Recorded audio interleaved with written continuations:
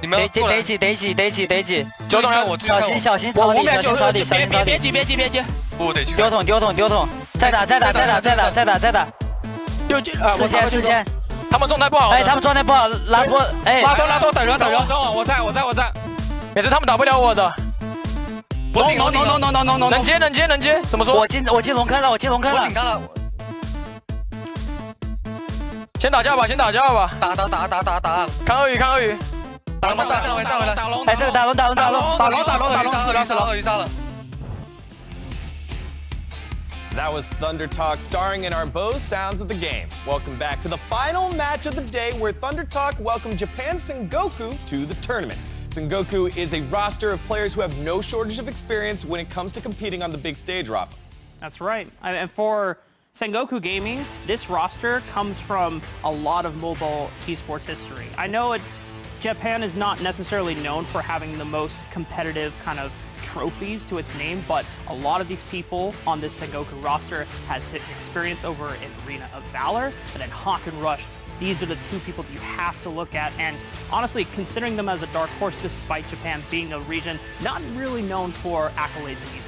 And is that the main reason why they're a dark horse and one of the dark horses to keep an eye out for viewers who haven't been used to Sengoku gaming? Absolutely. I mean, Hawk and Rush, probably one of the best 2v2 jungle mid combos that we have within this entire tournament here. Obviously, this is going to be our first look at them throughout Horizon Cup, but I mean, especially talking with TJ over on the casting desk as well, I have a lot of faith in these guys to pop off, even against ThunderTalk Gaming. Well, I love a good dark horse story, but they're going to have to deal with ThunderTalk Gaming, and specifically the man from the roster that we've spoken about, and of course, that's Z.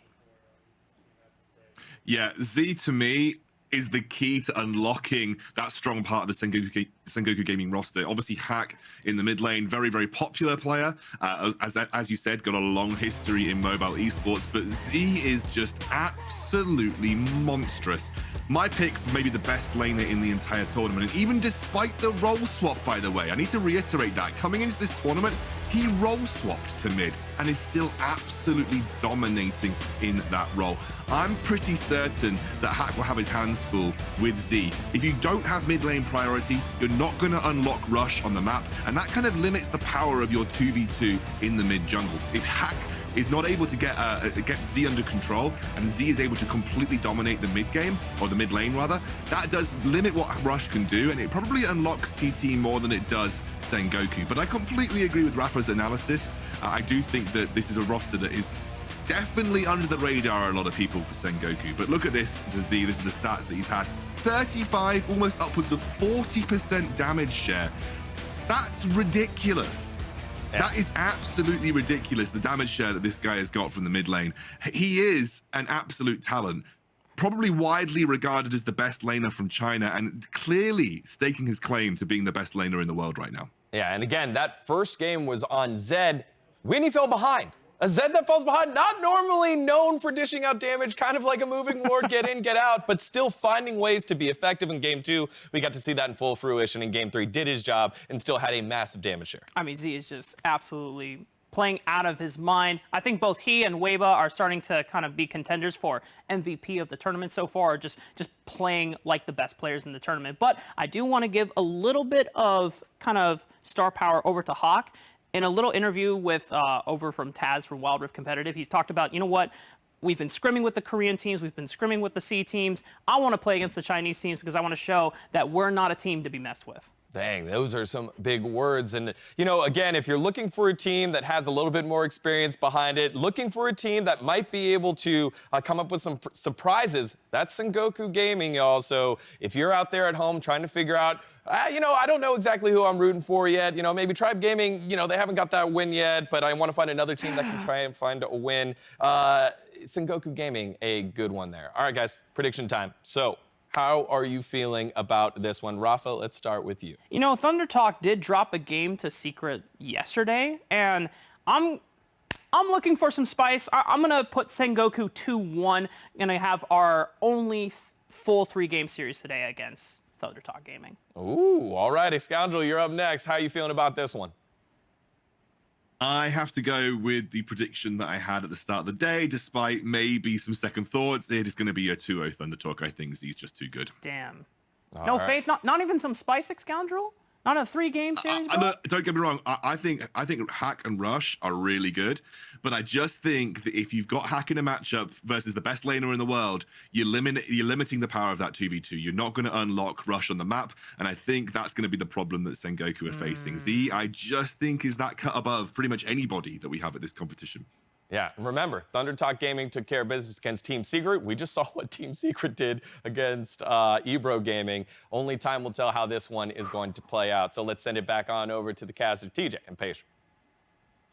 Thank you very much. We have our last match of the day on the board now, TJ. It's going to be a spicy one, to say the least. I feel like you thought about saying banger there and then course corrected, and I appreciate that. Yeah, this is maybe my favorite match of the day. I know we put a lot of emphasis on game number 1, but Sengoku are close to my heart. I, of course, cast this core of this team in Arena of Valor. Hawk and Rush won the very first Arena of Valor World Cup all the way back in 2018. Surprising the world because Korea, much like Japan right now, didn't have a huge esports scene for that game. And seeing this kind of Seoul team step up and dominate the way they did was huge. Those players bounced around competitively. They played in Thailand, they played in Taiwan, they won both those leagues. So to see them here in Japan, I don't quite know how the order of operations happened, but they're no stranger to coming into a regional league and winning it. The only other player from that team that has made it competitive in Wild Rift went to G-Luck Gaming, where they're the team captain, and that team was the second best team in the Korean League. Which turned out pretty good. Yeah. Especially if the Korean team at this tournament is anything to go by, given their performance earlier in the day. This, again, I think it makes sense why we are talking a lot about ThunderTalk coming into this. I think in some ways they are still the favorites, although I think, given that we haven't seen Sengoku, it is quite close. I do love me some Z, but I do think after games yesterday, Azure definitely deserves a lot of credit. Because if Z's the one starting things, Azure was finishing them all series long. Yeah, Azure put on a really stellar performance as the AD carry. The Lucian in the backlines of those fights, just pumping out the damage numbers. That's got to be the focus whenever we're talking a little more team fight heavy. And on the flip side, Sengoku, to receive that down in the bottom lane, I know there's been some Arena of Valor trivia. Here's some trivia for you. I'm ready. Dejiwo. I won't know the answer, but I'm ready. Well, this is like a split where we'll both get some value out of this. Okay. Dejiwo, he also played Arena of Valor. He played on the Japanese international team that didn't do very well. Okay. But he played on Rampage, which is a team in the LJL. Mm-hmm. Do you want to guess what year that was in? 2016. Older. Like further back? 2013. He was playing in the LJL. Wait, what? Was it LJL in 2013? Yeah. Jeez, that's wild because they were the last. They're the youngest competitive League of Legends region. That is the youngest league. Yeah. So that's wild that he was playing that long ago. I don't know if it was the official LJL. Okay. I don't quite know how the record keeps. But I'm a Zoomer. I was 13 in 2013. I was not watching the LJL. I'm sorry, I had terrible taste. But I could find the records of him playing on Rampage. He played on Rampage's academy team and got promoted. Right. So that's awesome. I'm psyched for him. We got some older players, some experienced players. Mm-hmm. I know you like to be referred to as an experienced caster. Thank you. Yes, I do. And I'm hoping that we can see that kind of bring to bear here. Right, and as you kind of highlighting, Sengoku for a team we haven't seen yet, for a team that we're maybe not sure how they'll stack up against the competition here at Horizon Cup, they certainly have the experience to get through a big tournament like this, which is very valuable on this kind of stage. And I think hearing Hawk and Rush say in interviews and stuff that they're excited to play the Korean teams and they're excited to play the Chinese teams, I think that says a lot more than it does usually, because these are experienced players. They're not just out here trash talking. Every time those two players in particular have said they're going to do well in a tournament, they've been right. And I'm excited to see what they can do against ThunderTalk, who I think have rightfully been included among that upper echelon as this tournament has come on. We had a little bit of a shock to the system. Hey, these Chinese teams aren't just good, they're probably the best region. And ThunderTalk, even after all those roster swaps, the visa issues, still look terrifying.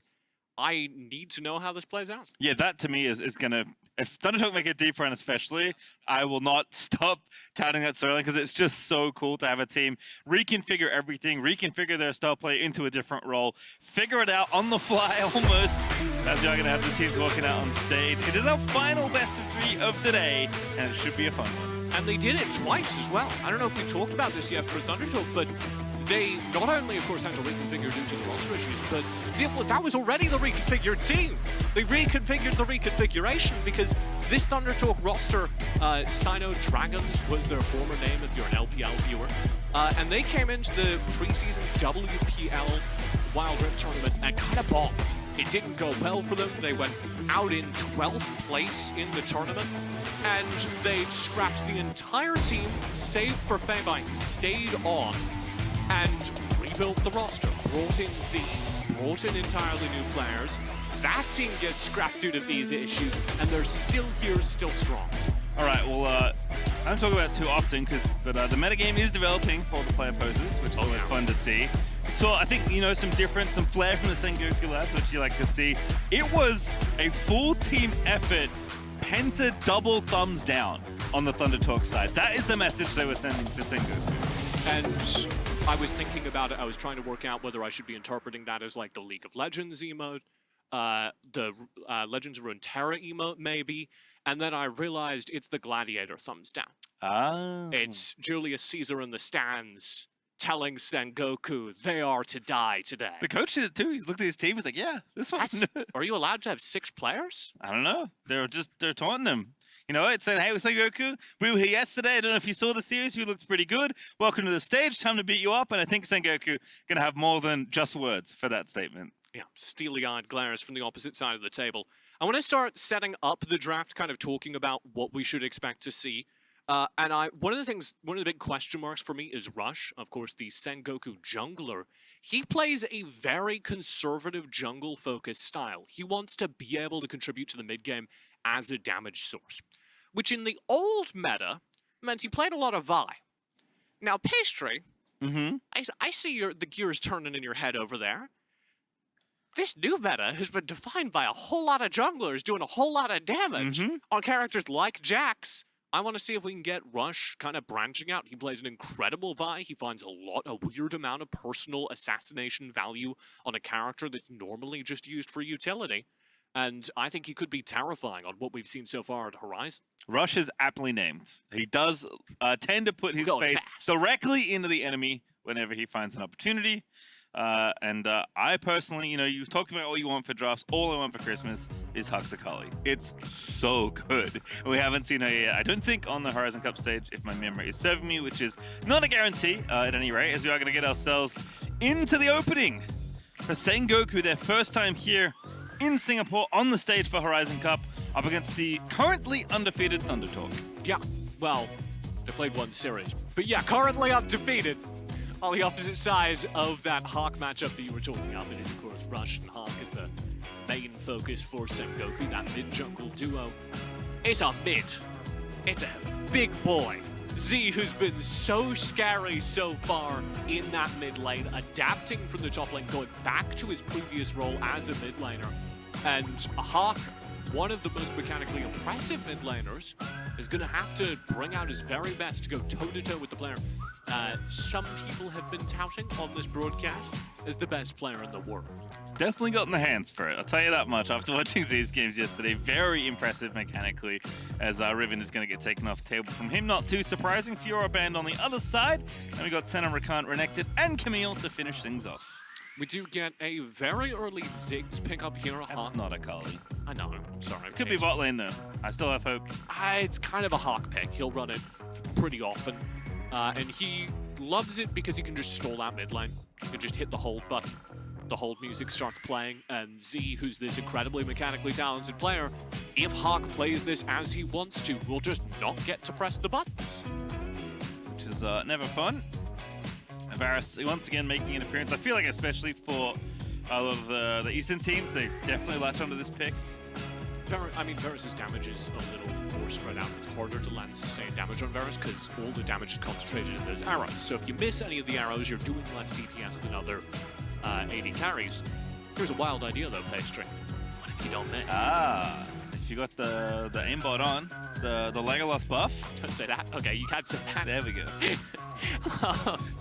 And you're going to have a really solid front line for it as well. That's the kind of 1-2 punch of a good Varus composition is, okay, you've got the Varus, one of the other things he offers is a ton of CC with that Chains of Corruption. So if you can build around the idea of stopping engage, setting up defensively, then you're going to have a great time. And we're not only defensive here, we've also got a Malphite. I forgot Malphite was in the game. Yeah, you know what? Everyone's been like, what are all these bruisery tanky champions? They just play like tanks. There's a real tank for you right on the screen. They take Yasuo. They are deadly afraid. I'll tell you why you might have forgotten. Sometimes I have a Malphite in my games, and I forget that he's in the game as well. Because you can do two things on Malphite. You can go AP, which I assume we're not going to see here because it's a meme, or you can go all in on just providing CC value in the top lane, being a big beefy boy. And I What think is going that's the on? direction we're going. ThunderTalk. Wow. What is going on? I don't know where this Zed is going. I don't know where the Malphite's going. That's top. Malphite's top. Okay, what about Diana? Or support. You're right. I don't know. Okay. Is Nunu even a real Diana real top, juggler? Malphite support, Zed mid. That's the call. Also, there's no marksman on the Sengoku side. That's Like, they're their gonna- draft is also sweet. because they had to take the Yasuo away. Right. So the Yasuo gets ripped away from the Malphite Diana, obviously. That's terrifying. And they need to play the Yasuo mid now, so this marksman will be a Ziggs. You're going to put that Okay. Ziggs down in Juan's hands.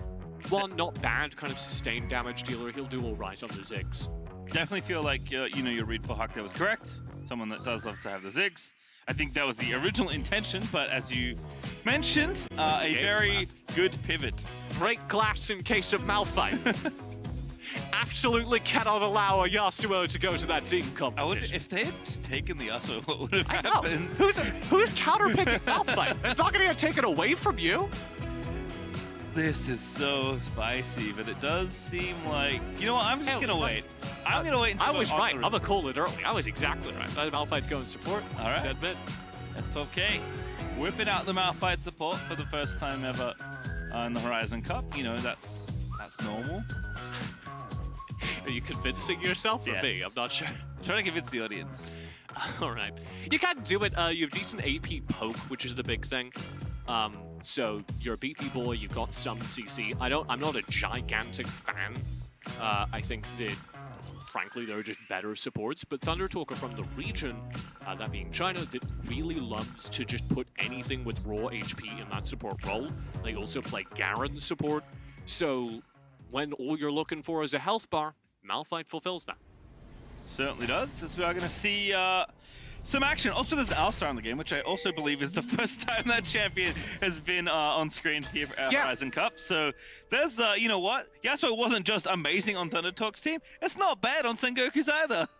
Yeah, well, you got the Alistar from Dejiwo, who Dejiwo is a very good Alistar player. We've seen it a couple of times. Alistar's out of meta because it's very hard to tank on Alistar right now. It's very hard to be a tank in general.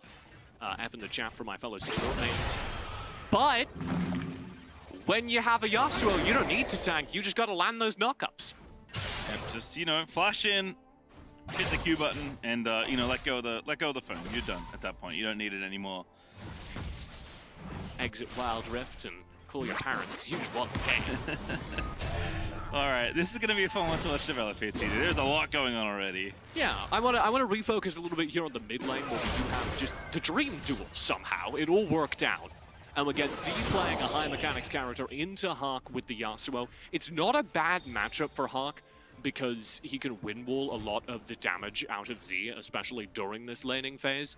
So there's pressure, I think, for Sengoku that we already established it, but doubly so now on Hawk as the Yasuo, as the keystone of this Sengoku draft. Chris, good driving there in the snowball. It doesn't quite connect.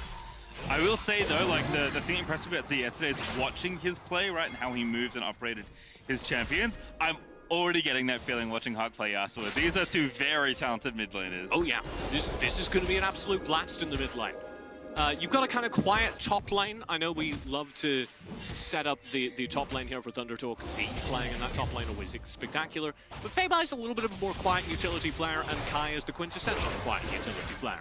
He's going to sit up there, he's going to be safe. Kai pretty much never loses lane, but he also doesn't create leads. He's going to play to the team fights towards the late game, which means a lot of your attention can be focused down here on the bottom half of the map. That mid lane, yes, but also down here, where you've got the majority of these two teams poke. Whoever wins that lane gains a massive advantage during trading. There's so much anime happening in the mid lane there as he dancing around the incoming tornadoes. Bottom side though, it's Chris once again with a good driving snowball straight down to the bottom side, drifts all the way around. That was parallel parking right there. The presence of Chris as he goes over the ward means that Sengoku know there's 3 players there. I love the respect, they just back away. Fine, we were gonna reset anyway, Pastry. Go back to base, grab their buys, come back to lane in a moment. So many little things happening here as these two continue to battle, and it does seem like they are willing to scrap. Oh yeah. Both Hawk and Z are bored if they are not going for solo kills. So this is just gonna be a great time. Hawk, his favorite way to play the game is to sit quiet in lane for the first, I would say, 5 minutes, and you'll see him around the time of first dragon just start trying to generate a solo kill. All right, well, looks like recall's coming already, so Z's going to get out of the pressure that was incoming from the Yasuo, but good items for Hawk on that recall. It is top side though, where Chris once again is pushing the snowball down the proverbial hill, and this time it is directed towards Kai, who is going to get out to safety, just barely getting out of there. Yeah, Kai on the Darius able to play a little bit more defensively in this lane. And ThunderTalk not generating a whole lot out of this early game. Chris waddling forward here, but I don't think anything will come of it. And that's a worrying sign for ThunderTalk. They really want to be generating leads during this time, because as we go later, Hawk's gonna get scarred. Z needs this kill, I think, to get things going. Now gonna pop the death puck, that's gonna be it! And indeed, it's first blood for Z once again as bottom side is opening up, and everyone walks away. But as you said, that's very important for ThunderTalk because it gets gold onto their Zed, and if you don't have a gold lead as Zed, you don't one-shot people. And if you don't one-shot people, you're not playing a champion, you're just playing an extra mobile ward. So Z getting this opening kill, managing to shut down Kai on the top side, makes everything a little bit easier for ThunderTalk. It gives them real weaponry coming into the mid-game team fights. Coming into the early game team fights, like this Drake, like this Rift Herald, both of which are being contested simultaneously. Yeah, straight trade, actually. Don't see that much of this, but it is ThunderTalk. Gonna go ahead and grab the Herald. It's actually we're trying to make it happen. Hawk finds the knock-up onto Chris. Chris with the absolute zero as feibai goes back through, but now the rest of Sengoku. What a kick there from the Lee. He's gonna gift the kill over to Kai. feibai scooped out for the team. A roundhouse delivery for Rush. Same day delivery. And ThunderTalk are suddenly down their top laner. Gonna take some plates here for Azure, but that's gold that Sengoku will be happy to have. It's nice punish here on the Herald take. Yeah, check this out.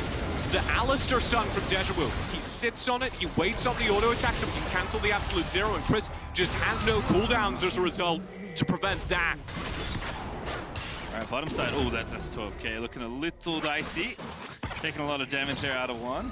See, there's two sides to Malphite. On one hand, they can't really do anything to you, because you're big. On the other hand, you can't really do anything to them, because all you are is big. He is going Rod of Ages, though, which is exciting. Yeah, I expect you'll see a pivot towards tank items after this. Going Rod of Ages first item basically just means you're going to run a little bit more. And typically, once you go Rod of Ages first item, you see a return to just Dead Man's Plate, a little bit more HP. All right, well, perhaps if they get, you know, big injection of gold on the Malphite, we'll change things up. For now, though, it is going to be a shift of lane assignments here. So he's going to go down, start side laning here with his first item. Ghostblade already done. We're going to park the dual lane here in mid as ThunderTalk going to try and make use of the Herald that feibai still has in hand. 6 minutes into game, the gold is dead even. The kills are dead even. Neither of these two teams earning an advantage as Sengoku have matched ThunderTalk blow for blow. Waddle down once again from Chris. They are staying active here. Malphite ulti, of course, ready. Z actually being protected here. I like that, as they are going to make sure he continues to get that gold. It's not a kill, but it is still very valuable for the Zed. And giving him gold, Dejiwo and Rush try to make something happen in the mid lane as recompense, and they don't get it. So, for the first time, a little bit of gold getting passed over towards ThunderTalk. They draw a little bit of separation with that first turret break. We'll see how long that lasts, though. Up about 2k. Chris. Overextension. 2v2, 2v3, though, incoming 2v4. I take it all back. The math not checking out here Nice ulti there out of Z. He's gonna have to get his way out there. Dejiwo! He's gonna be the target. He He's got ultis there, but I stun. think that's not enough. The stun though is good. He flashes in Z. Tries to finish up the kill, Oh! but instead, Rush takes him out. Beautifully played by Sengoku. 3 players of like 1 HP, but it all works out. They get out of the mess with Z taking down a peg, drawing necessary gold away from the key carry of ThunderTalk. Here's the problem though, ThunderTalk, a Chinese team, always looking at their sideline angles. They, in the meantime, summon a Rift Herald and crash it, taking the tier 1 in the top lane, meaning that yes, Sengoku got the kills. The gold lead though, firmly in the grasp of ThunderTalk. Yeah, looking good right now. Almost 3K for them, as I thought there was nothing there for Z. So the fact that he almost made it something was impressive, but I will say even more impressive that Sengoku deflected that very fancy looking play to prevent anyone from getting killed. And now they're just going to keep going. What is There's this? the dunk into the combo. He doesn't care. Ziggs, and he's just too big. You're literally beating up a rock. Go find a better use of your time. You know, Ziggs got some pretty big explosives, not enough to fell a whole mountain yet, out of 1. Not yet. It'll kind of depend on gold. Malphite tends to pull off as a tank towards late game, especially with this Rod of Ages build. If you go full tank items, it gets a little better, but to put it bluntly, Malphite's not great. His biggest utility in this team comp would be as set up for the rest of the team, and he does have a decent amount of that. He can set up for feibai, he can set up for Chris's Absolute Zero, and both of those distractions buy space. You're looking at that space for setting up Azure, who can sit behind all that CC and pump out damage. Very important. All right, Herald 2 is up, and both teams are going to fight for it. It's Sengoku that started getting it done very quickly, actually. Z going into fog, but Dejiwo has actually found the angle. He's going in deep to try and take out 1. A little bit of damage, though, as the Herald does go to Sengoku. That's 12K, trouble. Good kick there for Rush into the Yasuo ulti. Malphite counter ult's not enough. That is a 4-man ulti, but there's nothing surrounding him. It's Z. Gonna try and take out Kai at least to get something back for his trouble, but there's just nothing. He didn't even get that kill. Kai lives! That's incredible stuff from Kai, and here comes the pressure on the Chris as the mid turret falls. All right, Chris lives, but Herald smashed down the tower there. And that's 12K. Azure, they both get booked plane tickets. I don't know where they were going, but that travel just kept going. Really well played by the main thrust of Sengoku, demonstrating that synergy between Rush, Hawk, and Dejiwo as they act as this beautiful 3-man core. They're always going to have so much setup for Hawk, and one of the things people get wrong about Wild Rift Yasuo is, yeah, he's got damage in those ultimates, but also keep an eye on those auto attacks. As we get further into this build around second crit item, he's going to start really shredding people with that sword alone. Yeah, you can just click on him at some point once you get enough items. Just tap the attack button until they're dead. It's a great time. My advice for any character. Yeah, true. Can't go Okay. in Stone Flame. No ulti. Yeah, he's like, you know what? I need to build a bigger mountain. I got last time, never again. Yeah, rough times if you're trying to kill that Malphite, but the good news is not a whole lot is going to come out of that Malphite. Like I talked about, if you land the Dream combo, if you land the full ult unstoppable course from the Malphite, follow it up with the Moonfall, follow that up with the Absolute Zero. Teamfights are trouble for Sengoku, but Sengoku have so many tools to make sure that doesn't happen. They have so much disruption and engage. The real thing is they need to be the ones engaging. So, here you go. Barrier for feibai, it just doesn't matter. It's 3 Look at people, that. it's again, it's Yasuo +1, and the 1 is always good to set it up as Rush grabs the kill. That's what I mean. Thank you for the visual demonstration, Sengoku. They have so much good engage that as long as they are picking and choosing the time of the duel, they will always win. All right, well, kind of curious what the plan for ThunderTalk is, because that gold is even back out. They had a few thousand gold in the lead, but that has been diminished basically to nothing as Z is trying to make it happen in the side lane. And one of the things I'm worried about here is Z, because Z is not doing as well as you would like him to be in the gold department. They dumped a whole lot into him, but he's not got the most gold in the game. He's sitting in second place, and I'm not sure he has enough to one-shot key characters on the enemy side. He needs to find more gold, have the ability to burst people down as the assassin, because if he can't one-shot one, if he can't one-shot Hawk when they make mistakes, there's not really an angle for ThunderTalk to win these teamfights. Dejiwo Boom. getting aggressive. What are you going to do about that? Nothing, apparently. Z's just wandering around trying to find someone to kill him. Sengoku are correctly giving him nothing, as Rush and Dejiwo once again are gonna cause trouble. The rest of Sengoku do come through.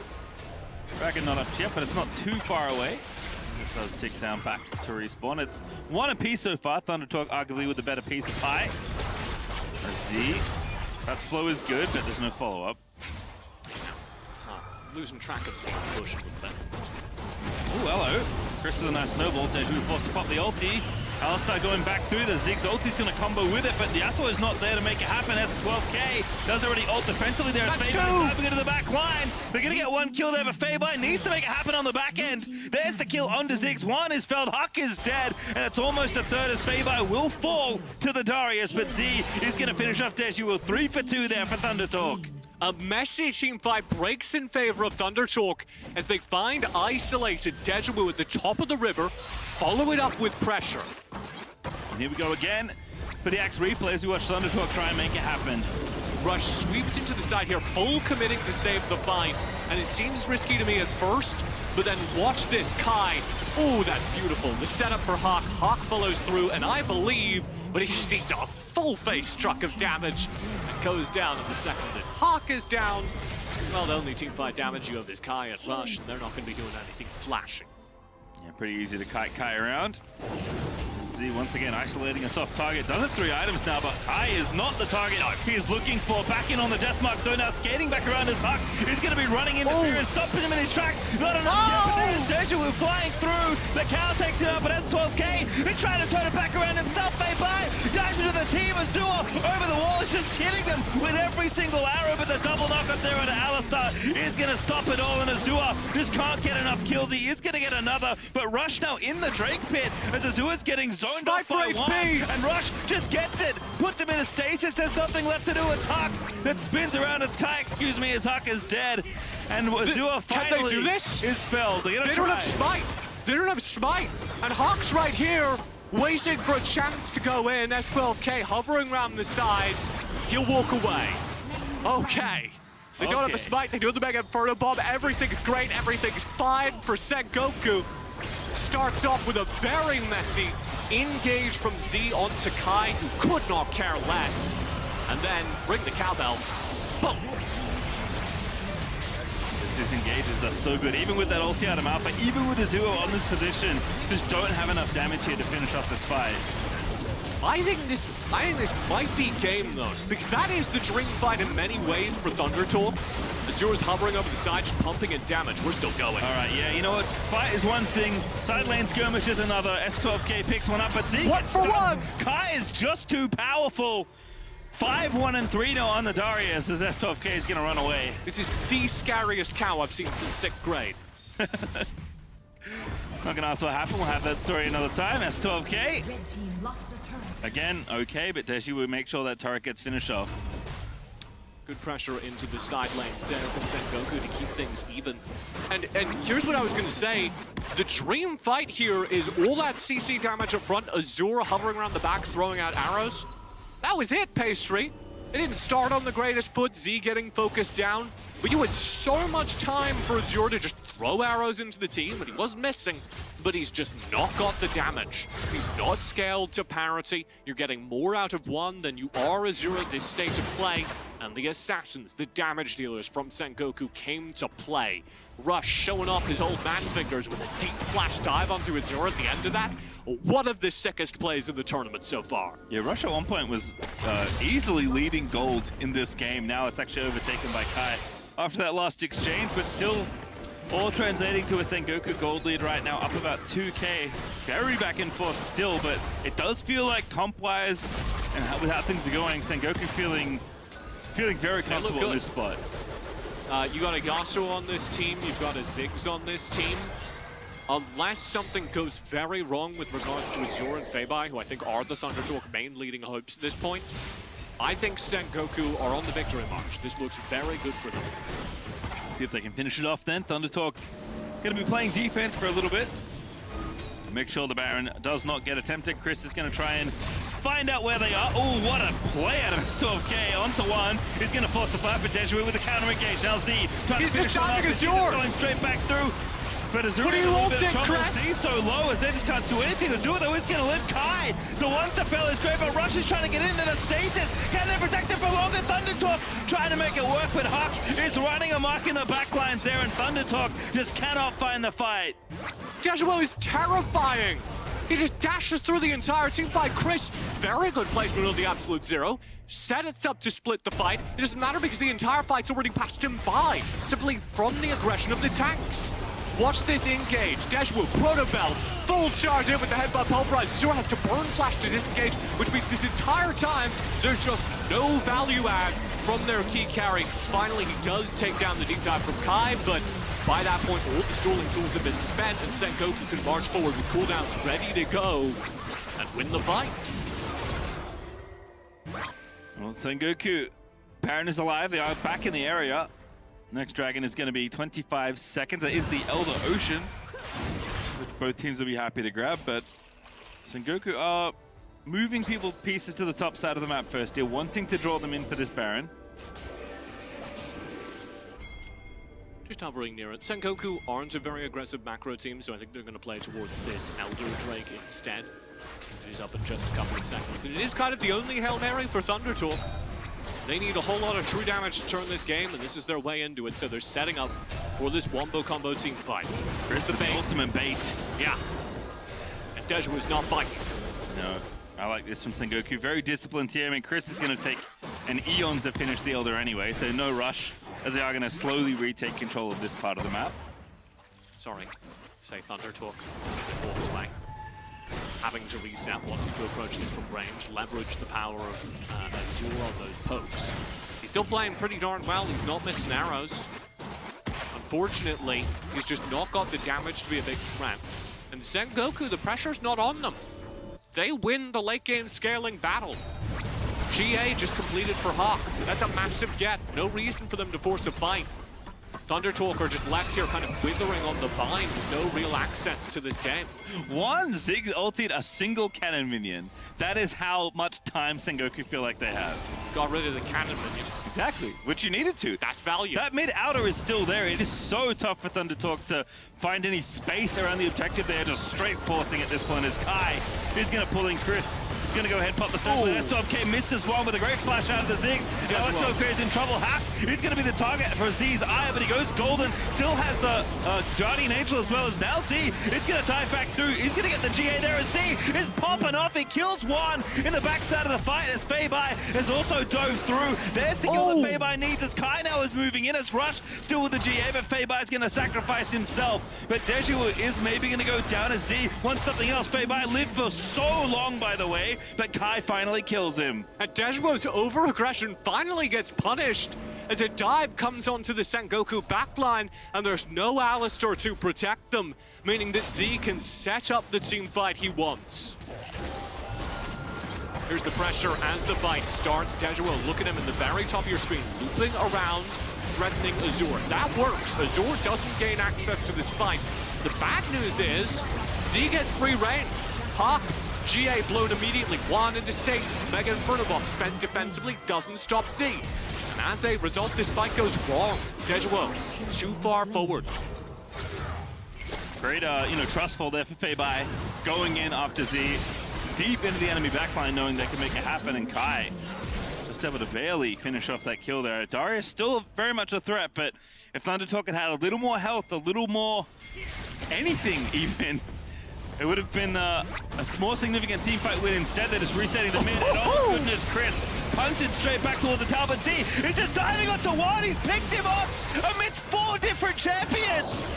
He delivers on the late game. I didn't think he had. Sliding into one. The middle of a team fight underneath the turret. And ThunderTalk's star mid laner finds the necessary kill to start this Elder fight. Oh, Dejiwo, what a massive Q. Finds 2 there for Hawk, but the other side of the fight's going wrong. On the Sengoku side, the Elder also up in the air, but it's not even close. As Z's going to dive back in onto the Alistar, and ThunderTalk with the team fighting. They've done it! Team fighting disadvantage. They get the ace, they get the Elder. The Elder back in ThunderTalk's pockets. They've got a massive advantage for the rest of this game. It might not be over, there will be respawns, but it's going to be an uphill battle from here on out because who thought Z was scary before, now he's got true damage. Just the way they are weaving through these fights is incredible. Dejiwo again on the frontline dive, setting up for Hawk, trying to make the combo happen, and Z denies him everything. Z's just going in, the game's over. They got the Nexus, they got the Elder, they ignored the Baron, screw it. Just take them all down. See, he fountain dove. He fountain dove on Zed to kill one last time as ThunderTalk complete the comeback and lead the series 1-0. I heard the thunder, and I was wondering where was the lightning. I've now beheld it as well, Pastry. That is terrifying. Like, again, cannot overstate how tricky those fights are to play. They did not have the ease of execution in the late game 5v5. That was an uphill battle, and they get a couple of windows. Some over-aggression from Alistair, a couple of split team fights that their composition benefits from because they have so many assassins, so many duelists. They never want to 5v5, they always want to take the 3v3, the 2v2. And they managed to generate it in the middle of the messiest 5v5s I've ever seen and correctly execute on it every single time. That is very impressive from ThunderTalk. And this is like kind of a thing that's only Zed can do in a lot of ways. But like, if you're not getting a skirmish, just make your own skirmish. Like, you want to duel somebody? Z's like, okay, well, they're not coming to me in the 1v1, so I'll just find the 1v1 in the 1v4. Starts ordering off menu, just describing his own dish, and it works out. He's finding repeatedly one who's just going to be so upset because he doesn't have any. Yeah, he doesn't have any defense, and it's very easy to go, oh well, that's Dejiwo's fault. Dejiwo needs to be on the front lines, otherwise they don't have engage for Hawk. They don't have support for Hawk, who's quite rightly the carry of the team. You need Hawk to get the benefit of Dejiwo in these fights, so you end up with this weird split team fight because of how aggressive Z is getting, because of the fact that he's getting into the backlines on one. People need to stay back and defend him. People are trying to support Hawk. You got two team fights, you've ordered off menu, they've made you the dish, and you're eating it. All right, well, Tita, we're going to have to take a break after that one, because that was a very exciting win. And for more on that, let's throw it to Gabby and the crew in Singapore. We got you. You have your breather, Pastry time. We have you covered here on the ground floor in Singapore, as always. What a game we had so far. I mean, for a while there, it was difficult to say which way it was going to go. But before we dive into the game, we have a little bit of I don't know. I was going to say shame. But anyways, we decided to get our own predictions in from the talent crew here since we didn't get to speak to you all at the start of the game. And a little bit of a division, wouldn't you say? Don't get too smug yet. Go on. Don't get too smug. It's game one. It's game one. Sengoku Gaming were winning until they lost. I'm going to give it to them. They still have 2 more to pull it back. It was a really good game from them. And to be fair, I didn't say that TT were going to win. I said they were going to make Sengoku go TT. And they did. Because that was a heartbreaker of a game. It was. And you know, like you just said, I said the 2-1 over in Sengoku's favor. So there's still an opportunity for anybody's predictions to be alive. But this was a really fun game to watch, regardless of which side that you're cheering for. Some differences in the draft, and really both of these teams leaning into their tendencies thus far within Horizon Cup. Yeah, tendencies is such an important thing, and I think we've touched a little bit on tournament meta. I want to bring that up a little bit more because the picks that we've been seeing are changing day to day. But the one that stands out to me from the Chinese teams is the priority on the Z, and we have to keep in mind it's very likely they're scrimming each other as well because they are in different groups. And both of these teams, I mean, if you look at Yo, if you look at Z, both superstar mid laners, and they are popping off on this pick. And even with this priority towards new tournament meta picks, we still see some really old school, kind of your own essence to the picks as well. Stuff like that. Alistar, something that Sengoku Gaming have been playing in their own regional league. Stuff like this, Malphite, new composition. You know, that's stuff that ThunderTalk have been working with going into the competition. Yeah, and when looking at that even more, because yes, picks like the alley being very specific to Sengoku's side, but when looking over to ThunderTalk and you have to wonder, okay, you're coming in with roster changes. Are you going to go with things that are considered within the meta, or are you going to find a new look for yourselves? How much does this align with your expectations and how they approach what was really thrust upon them because of the roster issues? Yeah, I think that's a huge point to keep in mind as well, because ThunderTalk, what they're coming in and saying is, we're not going to adapt to the meta, we're not going to play to what everyone thinks is best, because we're role swapping. We've got new players. We're just gonna play what we know we're best at. And I mean, feibai on this Dino pick, he was playing it the entire regional playoffs. He's pulling it out in the top lane. He's making it work. I love it. Look, he is good. That is no doubt. But I have to say, one of the only reasons ThunderTalk can do what they do is because they have maybe the best laner in the world with Z. This guy was a monster. They won the game off of him getting a catch onto Juan with his Z pick, and then when he got into the Nexus, he was able to assassinate him in his fountain one more time to confirm the win. For good measure. For good measure. It does not matter where you throw Z. He's still going to perform no matter what lane he is in. But we do have more of this matchup to come, of course. And for more coverage on this, let's send things back over to Degon. Thank you very much, the Tigress. And y'all, that was by far the best game of the tournament, and that was just game number 1, Rafa. You know, we were ready to hype up Rush and Hawk as this like Space Jam duo, which is why we got this basketball. And then Z just came, said, no, screw that. Goodbye, basketball. I'm taking this game into my own hands. I'm 1v9ing this, and I'm just like, I don't even know. And I know Excoundrel's smirking in the background right now. I don't even have to look behind me. He told us, it's like, what can I say, man? Excoundrel. Look, I was sweating, mate. I was sweating. There was a good sort of 10 minutes of that game. I was like, oh, I might be looking like I got to eat my words a bit. But Z, just 2 team fights in a row, clutched it. And like on Zed as well, Zed is such a difficult champion to play when everybody in the enemy team picks up Gargoyle enchants and Stasis enchants. Like, it becomes almost impossible to navigate team fights correctly because everybody has your counter up with an item, basically. And then suddenly, 2 team fights in a row, picks off the back line time and time again.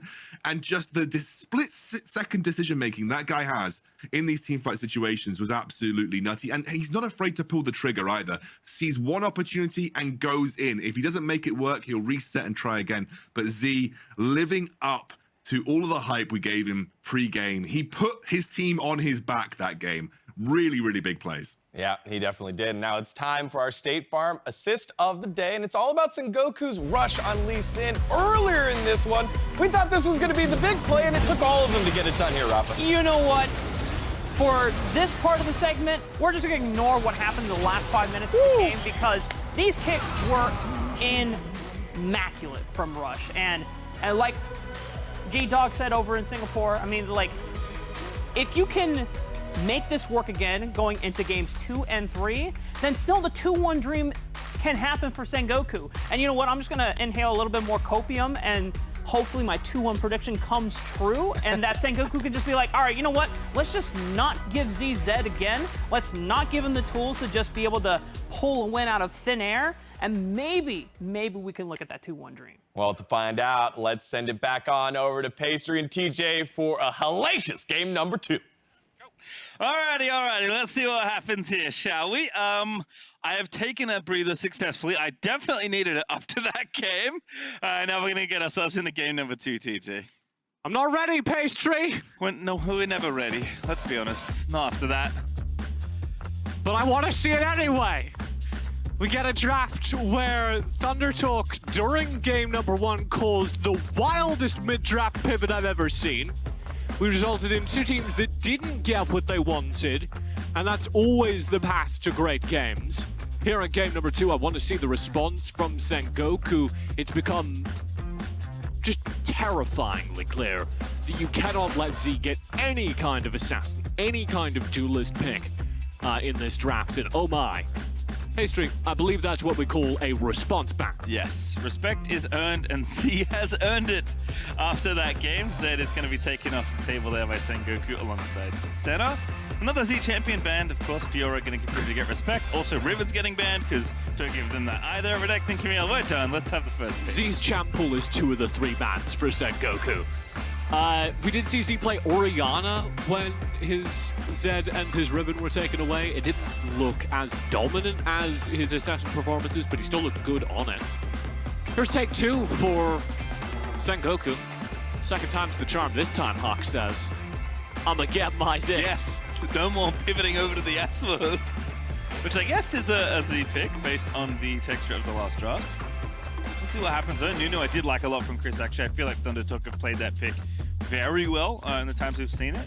And Azure continuing to be a quiet star here for ThunderTalk, having a really great Varus game in the first one here as well.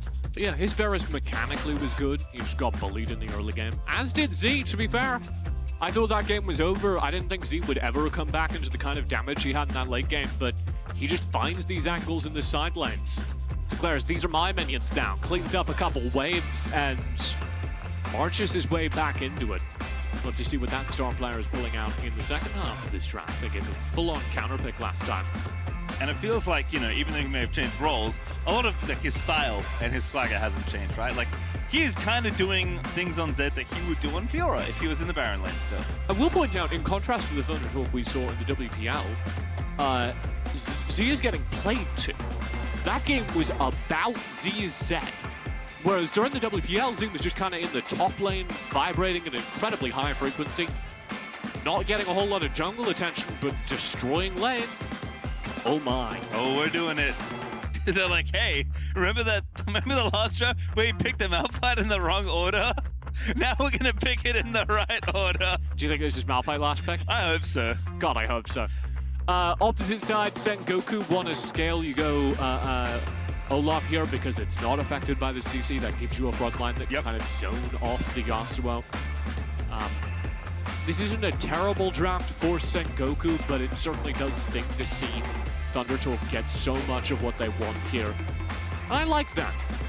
Full committing to the late game here, high mobility on the Corki, able to kind of keep himself out of trouble. And if they can get to the late game, they'll be able to match the Yasuo.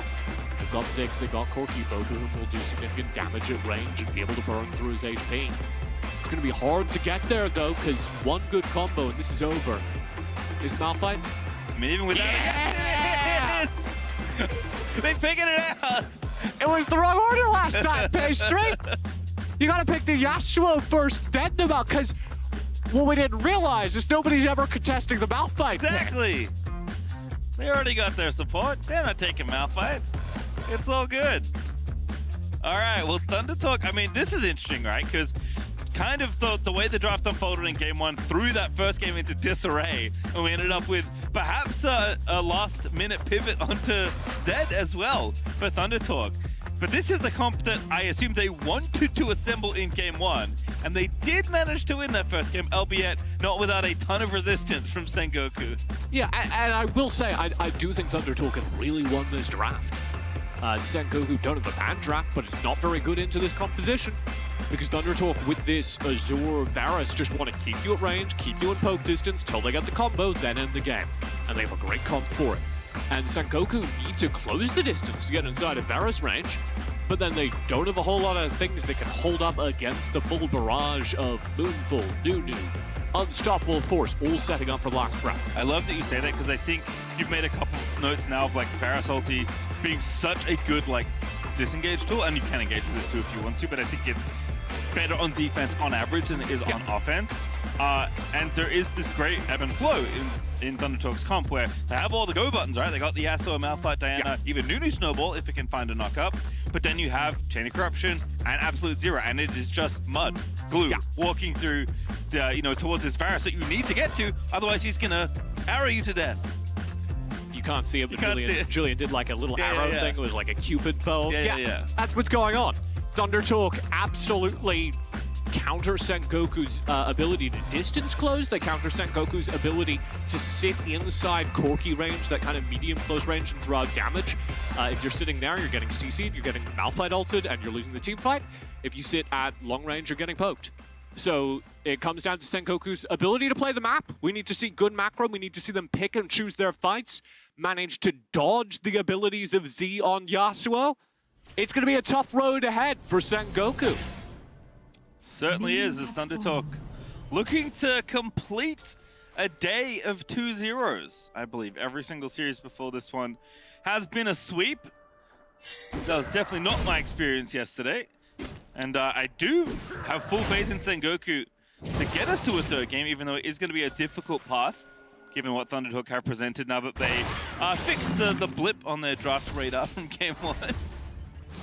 Does feel rather silly in retrospect, but I was like, wait a second, just do it the other way. Oh. I think they got a little caught up because you want Z to have last pick, right? You're trying to give him counter pick because he's your star player. You just get caught up in that. Oh, it's top already. Totally didn't figure that out in the draft, but there we go. Makes sense with Russia's Lee Sin being picked early. We see a couple of different regions do this. China does this. Korea does this. It's all right. I'm not the biggest fan of Top Olaf, but he's pretty good in the mid-late game team fights. And he's very good into this Diana, because Diana just doesn't have a whole lot of tools that scare him. feibai actually had a pretty good game last go around. Z is already dead. Rush with a wonderful gank there. Both jugglers showing up on time, and one looking a little better. Now Rush able to slide into the lane, and they've got two champions there, like very much you see, you get a little taste as to why there. Because Rush has set up his ability to tie people down combos very well with Hunk's unerring skill shots. Dejiwo just loves doing that, and I love it for him. It's not particularly productive, but stops the arrows, you know. Good for the mental on Alistair. Feels fun to do. You know what? I play Alistair, and you're absolutely right. All right, let's see how Tactica Z. Oh, of course. Just baited in there by Huck. Oh, what a satchel. Wow. What a satchel, and the Rush never shy to burn that flash. Gets in close range, sits on the recast from his Sonic Wave, using the Resonating Strike very late into that in order to finish off the kill.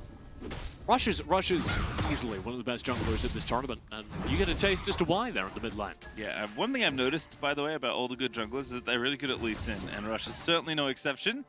Looking very slick there in that mid lane play. It's going to be first blood on the other foot this time here for Sengoku. Will step forward, scaring Hark away. And one of the things that I'm very impressed by from Hark's Ziggs every time I see it is he's so good at maintaining that distance. Constantly able to just build that little bit of isolation you need to stay safe from melee rush characters like this Yasuo. He's on a ward. Yeah, it's a good point. Chris is going to navigate the snowball around. Rush so easily able to dash away. It's like, god damn, I'm on a ward. What do I do? Oh, I dash out. Everything's fine. Nice champion, Chris. You have to walk to me. I had to teleport around. I would be in huge trouble if I didn't have 3 dashes.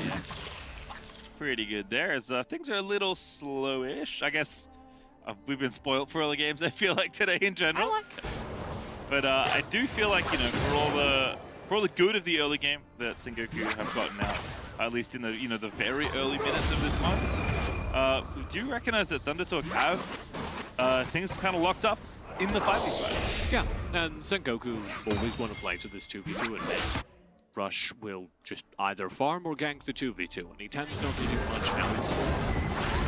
You're seeing the former here as Rush kind of sits in the jungle, farms up, tries to stay big as Lee Sin. You need to stay ahead of the enemy jungle farm in order to do mid and like get damage as Lee Sin.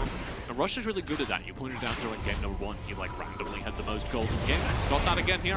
What a catch out of S12K. Rush in trouble, ignited, but not going to be felled as S12K is going pretty deep to try and get the damage done. Set up there with Chris, but not enough for the kill. Yeah, and it opens up Drake, which is arguably more important than the kill here. It is only a Cloud Drake, so probably the least impactful of the Drakes, but it does mean that ThunderTalk get that little bit of advantage. The Elder win condition gets a little bit more deadly. Sengoku, if they want to counterpunch, should focus in on this Rift Herald on the top, exploit the reset time of ThunderTalk. That's exactly what they're doing. ThunderTalk taking a second to get back out on the map, showing Chris down bottom. So Rift Herald will go 1-for-1 in objective training. Goodness, they do a re-engage there, but not much there. Doesn't quite catch them both, despite belting on in. It's a fast point. It is. I've seen a lot of Yeet belt supports today, which I'm definitely all here for. Even ones I didn't expect as much, like Fresh. Yeah. I think if you're viewing these characters not for their ability to tank, which again are few characters in the game, I think for package, get in range to auto attack Azure. I like it. That's a show of strength. That's incredible. That's the grind set right there. Incredible aggression for one. But yeah, if you're viewing these tank supports not necessarily as tanks, but as sources of CC in their primary value, then it makes a lot of sense to do things like Proto Belt. That's why you see things like Galio, Thresh go boots first, because it's kind of hard to tank in Wild Rift. And when you can't tank, you gotta land that CC. I was gonna say it's kind of hard to tank, except for Malphite, but S12K is, you know, he's a support, he's going grower. Not really a tank either. I mean, he's a rock. He is a rock. We did see a rather large rock in the last game. Caused some problems for the Sengoku DPS. If you go Gargoyles, that's basically the first tank match. Oh dear, Chris. Such a good bait here out of Sengoku. Wow. And Rush with the easy kickback. It's Chris Absolute Zero. And it's Absolute Zero health. There's one. Hawk's gonna grab it. Got him. Nice pastry. One Had to get one in there. One was in trouble down at the bottom side, but he's able to Valkyrie away. And the combination means that Sengoku trade positively here on ThunderTalk. Aren't even going to get a whole lot out of the bot lane pressure that they tried to afford during that time. So really good setup in mid. Again, Rush finding those isolated picks through their three-man core, Dejiwo, Rush, and Hawk. And it's a good sign for Sengoku in the mid game. Unlike game one, though, don't feel so great about their 5v5s. Yeah, it's kind of the thing we'll keep coming back to here, but even with these kills, this is a very nice one to watch, so we will see it again. I mean, Chris is like rolling it down here in mid, trying to set it up for Azure, and Dejiwo knows all too well that you do want a piece of that. Chris, just dead, just checkmated. There's very little you can do once you take the bait there. And ThunderTalk don't lose a whole lot for that. Oh, this is good. Windwall gonna block a lot of the incoming Corky missiles. No thank you. And with that denial, I was just gonna say, ThunderTalk don't lose a whole lot for losing their jungler. Chris is basically a tank here. He's not looking to deal huge damage. Real focus Sengoku need to deliver on in getting gold onto Hawk and Rush, and shutting down as best they can Azure and Zing. Decent damage there on the mid lane outer, thanks to that Rift Herald, but not getting a tower fully out of the deal is, you know, hurts a little, but they'll probably get it later. It's an investment for the future. Oh, great flash out of Z, my goodness, as Dejiwo was rushing in there with a Proto Belt. So the other thing, to kind of flip side, and the thing ThunderTalk need to do is find a 5v5, find a fight. And they just haven't been able to do that so far, as Sengoku have done a very good job of playing them across the map and refusing to team fight them. ThunderTalk need to sync up a little bit more in terms of vision, I think. They're seeing very scattered warding, unable to really get any sense of where Sengoku are on the map before they emerge from the bush angry. And that needs to change. Well, there is a time to force a 5v5. What do you feel about Infernal Drake? Yeah, it seems like a good battle site, but unfortunately Malphite took a recoil. This reset might cost them a very precious objective. It's the take isn't fast enough for Sengoku, so I do agree ThunderTalk had a really awkward time in the reset. But Sengoku don't burn it down, so we gotta fight for this. That is Puck locked up, flashing out of there, but gets ignited out of the deal. Wow! Back in, but Kai, sorry, that took it out. Immediately looked for the junk whip from the Olaf, and that's the top laner just taking him out. Yeah, Kai rolls up into the mid lane, and combined with the burst of damage from him and Hawk, they absolutely shred the effort. And now a player up has 12k down. ThunderTalk are zoned back. Dancing back around. Drake being taken. Trying to force the fight. They are going to grab the Drake, but can they get anything more? The teamfight is maybe what they want. There's Z with the ulti and mid, but he can't get a kill just yet. Looking for him, but gets nothing. Kai is going to live through it. Dejiwo not so lucky, but hey, that's a trade they'll take. Kai flashing ahead of the piercing arrow. Here's the cleanup attempt, just short from feibai. Only one player dies. That's Dejiwo in exchange for an Infernal Drake. And Sengoku take that trade. Also going to get more here. One, and the bottom side is going to get one. That Q rolling on down as maybe some extra kills to be had as Rush is low but not dead. The first tower, though, does go to the Corky. One takes that out. Rift Herald, though, picked up here by Chris. And now they're going to trade for top. In fact, they don't need to use the Herald just yet. Going to get this tower first. Good cold swing for ThunderTalk, and that brings things back under their control. Again, their team fights are terrifying if they can force them, and we got a little taste of that there as the bursts of damage coming up from Z at this point are almost unstoppable. That's why Sengoku, rather than take the 5v5, try and force a split, sending 3 players to kind of bait underneath the turret, the rest of their team busy in side lanes on that dragon. That's the Sengoku playbook for the rest of this game. Try and avoid the team fight at all cost. Find those skirmishy picks around your core. Hawk, Rush, and whoever's with them. And you highlighted in draft that Sengoku would need to be, very good on their macro this game, and certainly are showing that here through the first 10 minutes. Good find, turret. Now looking for the tower. Dejiwo though, looking for the angle. Oh, great bit of stasis there for Azure. A little early, but good enough to protect you from the engage. And even though Hawk does a lot of damage with the 2-item ulti, it's not enough to one-shot the Varus, thankfully. Sengoku feel confident going for that because Z is sighted down in the bot lane. He's on one of his side lane farming expeditions, as he frequently is. And Sengoku say, cool, we're not scared of anyone on this team if the Yasuo is here. Press in the mid lane, use their range, and just burn down the turret.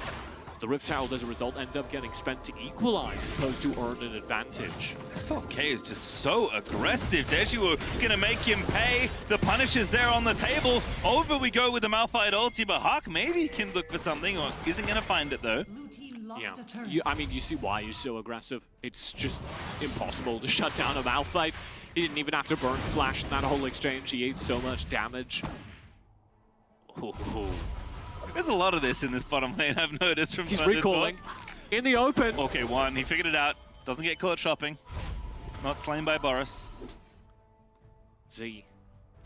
Wow, they're just desperate. They just really want Z to be able to find a target, and Sengoku are shadowboxing him. Every time Z tries to go in for a fight, tries to find a side lane skirmish, he's denied. And still, with how much back and forth there is, this gold is so close.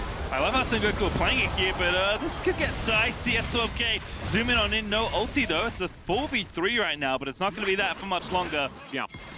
Look at this from Sengoku. The second they realize, this fight's taking a little bit of while. ThunderTalk are willing and eager to fight this. They try and back away. They're trying to disengage.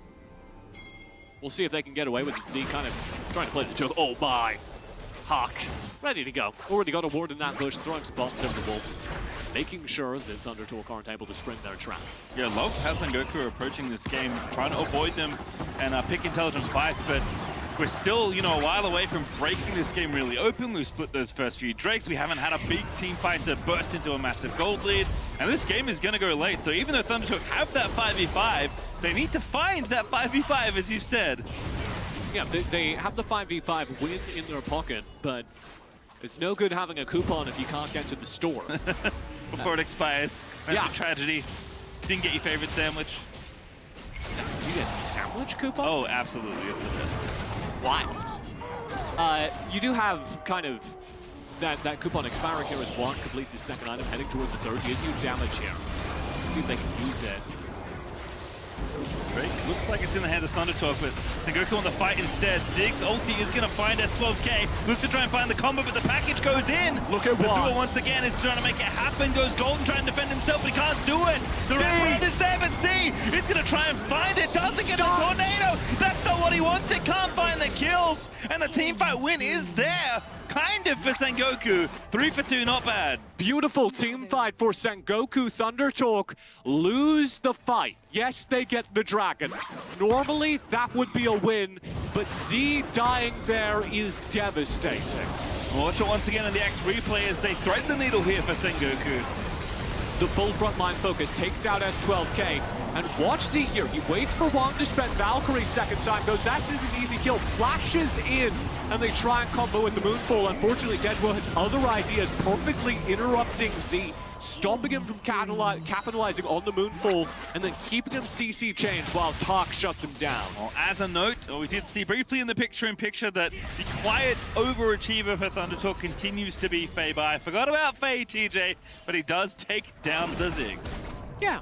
He's just hanging out, the longest-serving member of this roster, the only original member of this roster. He's stuck with the team through 2 different massive roster shuffles. The second one often caused by these issues here, and you see why. A solid, consistent player, the kind of player you need to back up somebody like Z. Keeps ThunderTalk in this. Shutting down Haku is scaling very scarily towards that inevitable Zig spike in the late game. It does feel like if the game goes late, we are looking at Zig's Corki, if they can get positions to shoot the members of ThunderTalk before everyone gets comboed into oblivion. This is overextension. S12K looking with Dejiwo here alongside Chris. We got Z a little late to the party. Ooh. Great kick to disengage out of Sengoku. Back the way you came from. Good denial from Rush. I was pretty sure Dejiwo was dead, but Rush isn't afraid to step back up into a dangerous situation in order to stop ThunderTalk from getting a man advantage. ThunderTalk are being held at bay by the threat of the skirmish, by the threat of the flank at this point. And they, knowing that a player has recalled, feel confident to take a little more vision control, which is very good for them. The more control of this map they have, the more likely they are to force a favorable team fight, which is, of course, all they need to end this game. ThunderTalk are just one good team fight away from the game being over at this point. You know, to go back to feibai briefly, it's not just that he's been consistent, he's consistently found his way to the highest earning member of this game here. Has the gold lead for himself as Chris is zooming down onto Dejiwo. But again, it is the long game here. It is the Baron. It is the big fight that ThunderTalk are trying to find, trying to coax Sengoku into. And Sengoku can't turn it down this time. They have to stop this Baron take.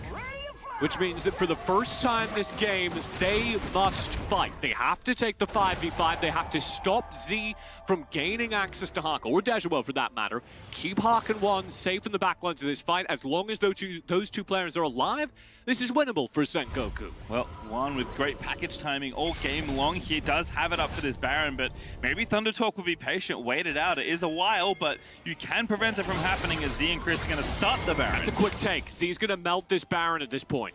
feibai as well. Bit. Oh, this is the zoning. Rush now. He's going to maybe be the target. feibai wants it. Z goes back, dancing back through. S12K, ulti at the ready. The choke points are there. It's looking a little dicey. Chris also a little bit low on health. So Zig's ulti's massive. In goes the other. Now the engage needs to be found here for Sengoku. The front line is going to go down. S12K now just disengaging for the rest of the fight as Z does get the tornado, but he can't follow up. And it's just a bombardment from range. Late game, Zig's Corki over the wall. At long distance, ThunderTalk just get melted. And they don't get the chance to teamfight yet again, despite being around the Baron. Still close, the Elder Ocean up. That is a bad time for S12K to be dead. And Z is trying to take the game into his own hands. He finds the solo kill, rides all the way down the minion wave, and just elegantly slices two members of Sengoku. They need to make a play here. Hawk, Rush, Dejiwo, no, the game's on the line. They're going to have to go for it, like you said. The Zig's ulti chunks Azure out massively. Dejiwo finds a re-engage it. Z once again going to try and save the day. Onto Rush he goes, but he gets himself kicked, and that's the kill. But now feibai, the longest standing member, going to try and keep them here around this Baron. There's the revive. The GA is down. Dejiwo in trouble. Hawk has got no health to play with. feibai going to chase down the Alistar. Rush dips his way out, but straight into the waiting arms of feibai's Diana. Jungler down now for Sengoku. That could be the Elder. And ThunderTalk make a beeline towards it. For the second time in 2 games, it's Z in the late game who brings his team to an advantage. Always finds a way to pick off a carry when you need him most. Half HP, the only hope here is a steal from Hawk. Will it be perfectly timed? Can Team Smite Nunu? No. I think not. And that is a very good sign for ThunderTalk. I will refrain from calling the game here, but I think it is very safe to say that Z put some nails in the coffin with those 2 picks, just running down the mid lane, really putting the team on the line. It never ends. In fact, maybe it's Sengoku that's found it. There is a stasis there. feibai gets out. They need to save the rest of the squad. The rest of K flashing out to safety. Chris No to spot the kills. stone plate and run away. And he's alone. just gone absolutely nuts. 1v4. He's trying to make it happen. The snowball back in. That's not what he's looking for. Used That's everything. huge. Gets Chris killed as well. Dead out the front of the pit. Z gives and Z takes. He walks forward as his team's already dead, as his team has no cooldowns. And that's going to be a massive mistake for ThunderTalk as Sengoku find a kill onto the only scary opponent, Z, onto the only opponent with a smite, Chris. And they're going to take the Baron as a result. And this gives them a chance, an opportunity to stay in this game, to win this game. It is a very short window pastry. It is this Baron and no longer.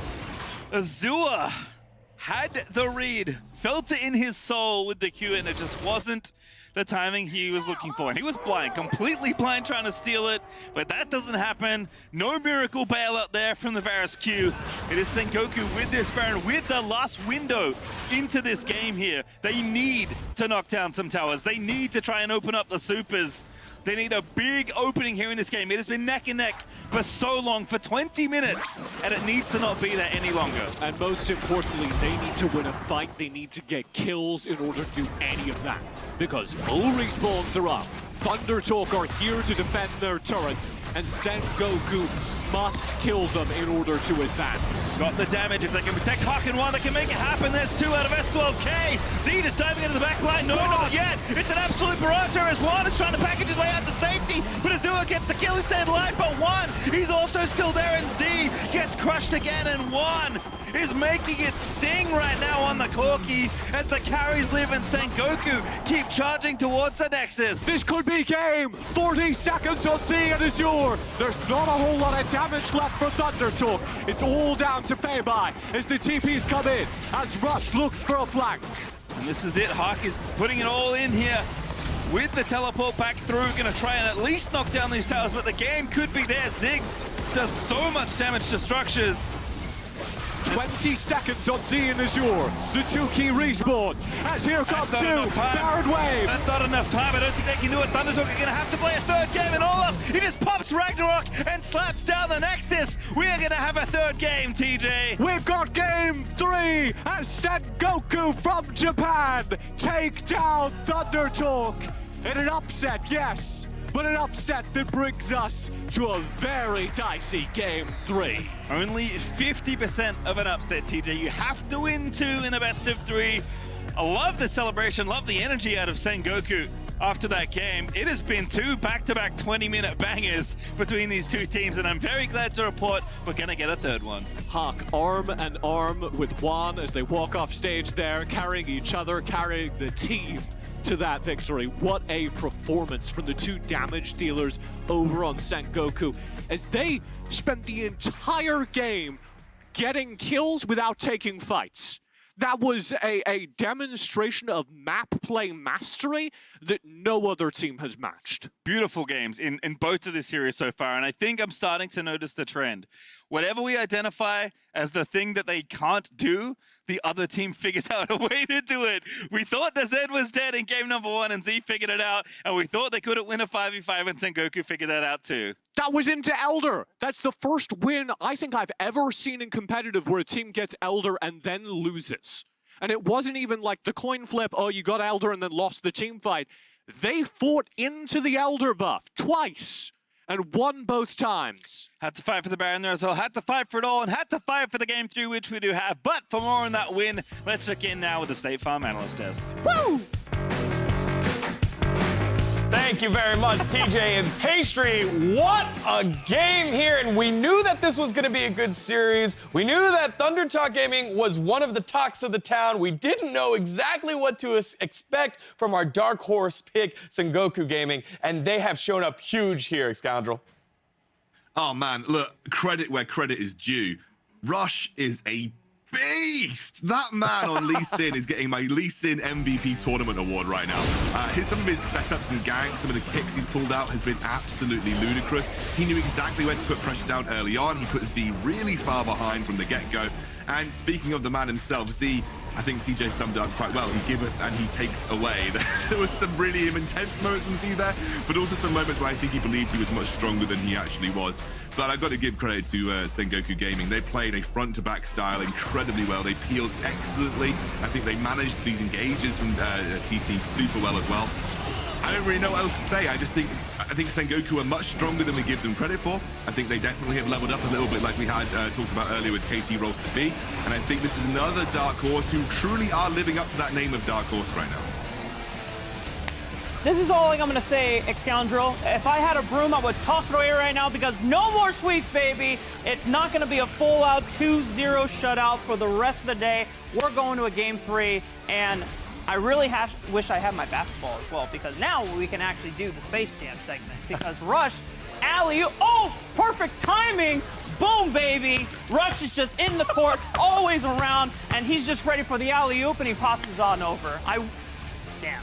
We'll have to get that on the B-roll for the homies in the audience. But man, if they don't take away at least the Ziggs and or the Lee Sin away from Hawk and Rush, then I think ThunderTalk are playing with fire going into Game 3. Absolutely. And I mean, you look at this last team fight there, the Corky as well, coming down, putting the package. It was just a back and forth fight. And like TJ was saying earlier, it wasn't always just these long, bloody engages where everyone was dying. It was long engages where you could see it was tit for tat all the way through. And when it was time to disengage, they were able to get out. Yeah, and I do want to give one last, kind of unsung hero award to Juan, because a couple of those packages in the late game, splitting off and creating a huge no-pass boundary zone, allowed a lot of those fights to go towards Sengoku's way, even though they were dealing with an Elder Ocean buffed up ThunderTalk Gaming, because those moments were super critical. They identified that Z was a problem, eliminated him out, and then they were able to make that last game push. Scoundrel? I want to give a unsung hero award on the flip side to feibai. I think he absolutely stepped up when Z maybe wasn't having the best game of his life right here. And you've got to remember that before they made it to this tournament, when feibai was mid, he kind of was a player that they played around. You've got two incredibly strong solo laners. I think we talk so much about Z, we sometimes forget just how good of a player feibai actually is.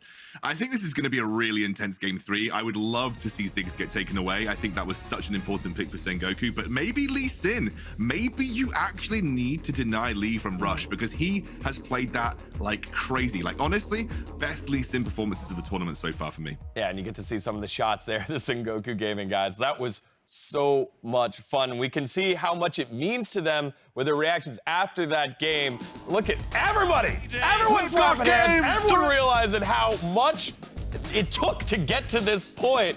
And probably the history that TJ was saying, fighting into an Elder buffed team just rarely happens, Rob. I mean, they looked like they were about to lose that game, and that Z got the pick onto Juan. It seemed like it was just going to be a 2-0 sweep. I would be ecstatic too if it was at that breaking point, and then you're just like, no, we got it back, guys. It's okay. Yeah, and this is their first game. This is their debut going up against what we now consider one of the strongest teams in the tournament. Even though ThunderTalk had to change their roster, they had to bounce around. Yeah. It was crazy to see them be able to fight back from a losing position and win multiple team fights. The fortitude it took, the draft, all of it coming together. And now ThunderTalk have some questions that they need to answer. Z wasn't able to pull it off by himself this time, although he had multiple crazy Yasuo solo plays. It wasn't enough, and now they need to find some answers. So I need to get some answers from you guys. Scoundrel, you first. It's our best of three. Who's taking home the win in this series? I still feel confident that you can adapt here for ThunderTalk. I'm sticking to my original prediction. If you get rid of maybe the Lee Sin, get rid of the Ziggs, I think ThunderTalk are in a much stronger spot. Not sure I want to keep seeing the Malphite support, though, if I'm completely honest with you. But I think ThunderTalk, they should take this. All right. Rafa? I'm now inspired. I believe in Sengoku. They're going all the way. They're taking this Game 3. The momentum is on their side. Dark Horse activated. Momentum, almost like you dribbling. We had that one over there during the did they catch highlights. that? Yeah, here it is, right here, pulling it up right now. Rush. Rafa going crazy. Perfect timing. Boom, baby. Rush is just in the court, always Rafa, around, and he's just you got ready the for moves. alley-oop. He A little passes on. side He's got the moves, man. Look at him. We'll have to get I almost got fancy with it, but then I didn't want to break anything in the studio, so I couldn't do the little, I don't know what this maneuver is right here, but getting some handles there. Well, to get a handle on game number 3, let's send it on over to the casters for our exciting conclusion between Sengoku Gaming and ThunderTalk Gaming. Let's go! Exciting is an understatement, Tegon. This, I think, is the best series of Horizon Cup so far. It's not even over yet, TJ. We got a Game 3 between Sengoku and ThunderTalk. As Sengoku, out of Japan, the dark horse as we call them, because nobody saw this coming, managed to step up and surprise ThunderTalk, one of the teams we were considering a dominant favorite here at Horizon out of China. And my god, what a performance it was in game number 2. They drafted a composition that could not teamfight under any circumstances for the first 15 minutes of the game. And then they did that, Pastry. They avoided the fights. They found picks around the side. They demonstrated a mastery of the game's tempo and pace that allowed them to keep ThunderTalk at arm's length, reacting to Sengoku's map control. Yeah, macro masterclass for sure for Sengoku there in game number 2. And for the Fashionista Z, I will say a small piece of criticism. Whether by coincidence or design, he did overplay some of those spots. And I don't know if he had to or he felt like he had to. Yeah. I think we definitely do see the limits of ThunderTalk in that game, to be frank, because Z needs to find those great dive kills down mid in order to give them control of the game. And because of that, he overplays the fight. He feels like he needs to keep finding that aggression and maybe throws the game away with a step too far forward outside the Baron's pen. And right, you know, Z's playing well, feibai is playing consistently. They have all the pieces, they just need to put it together a little bit more. For Sengoku, their experience they're leaning on right now. They're putting it together even in very challenging games. We do have a side swap here. Sengoku take to the right-hand side, the red side. They'll have the second 2 picks during this draft. It was ThunderTalk's pick, I believe, because they did lose that last game, so they will get first pick. A pick they spend on Renekton for feibai. Interesting. Haven't seen feibai on this yet, I don't think. I do think Renekton is quite good. He's a really solid, kind of safe tank in the top lane, which will allow them to have a armored front line. Here's my question, though. This feels a little out of the ordinary for what they've done previously. We've seen a whole lot of the more traditional wombo combo AP setups for Z. So what I'm seeing here is they want to play a double AD carry composition. You go something like Renekton, Nunu, Braum, you build this really tanky front line, and you put 2 AD carries behind it. Here's the thing. Yep, can't play Nunu anymore. Sengoku saw it. They saw exactly what I saw, and they take away the tank. They take away the engage of Rakan as well. It's going to be Nunu in the jungle in the hands of Rush. And everything looks good so far. And I guess, you know, feibai is getting so much draft priority they picked him to champion tier, because Diana is going to join the fray. I'm imagining that's Chris's champion. That could be Z's, I suppose. Z's, probably. Okay. Fun fact, while this pick continues, it is, of course, well into the evening in Singapore, where these teams are playing. You can see the horizon there. That's more reminiscent of what's going on outside our studio here in LA, where as the sun has risen, or well into the morning, as these games go very late. And wow, this is very Ooh, Ari. the quintessential duelist for Sengoku. And it comes out largely in response to what's coming out on the opposite side. This Ari is going to be very capable into Diana and the Varus, because whilst both of those characters are defensive, they're very good at stopping characters from running towards them. Chain of Corruption, you have Moonfall, very good at stopping full team engages. Ari doesn't care about that. She can weave around the side, land a charm, and pull people out of formation. It's a similar effect to Twisted Fate, but much better in the 1v1. Yeah, as far as like kind of headline chance of Wild Rift, and also you want to see skill expression from the mid lane, Ari is the poster child for that kind of play. I cannot believe that we're drafting more mid laners over on ThunderTalk. Yeah. Yeah, I mean, Z has apparently got pockets deeper than you could ever imagine. And this is going to be a pretty direct response. God, this has to be Jungle Diana. Yep. This is going to be a pretty direct response to the Ari. I will say, Twisted Fate matches Ari in map play in mid-late game. Twisted Fate has a really rough time in lane into Ari. So this could go very bad. It feels frankly a little disrespectful if you end up putting the Twisted Fate into Hawk's Ari, because there's a very good chance Hawk just steps up and delivers. Especially alongside Rush's Nunu this time around is going to be, of course, the forever 2v2 there on the Sengoku side. Also, I think that one thing to note is, you know, Twisted Fate kind of like his Orianna in that way. This game is not about Z. He will impact the game very heavily, but Azure or feibai have to get going. Maybe even Chris, but like, Twisted Fate you pick to enable your teammates, not to be the superstar.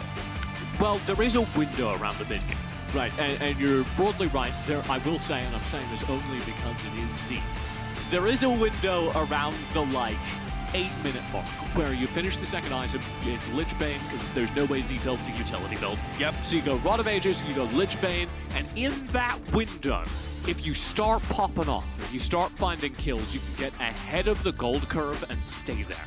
And at that point, Twisted Fate does pretty scary single target damage. He's one of the best burst kind of assassin characters in the game. You then complete rapid fire cannon, and you could do it from range. So ThunderTalk could win from this Twisted Fate in the mid lane, but you're broadly right. They need to win off of the combos. This is a team play composition. You want to land gold card, line it up with Chain of Corruption, the Death Sentence, use the Moonfall on top of that, Renekton's done.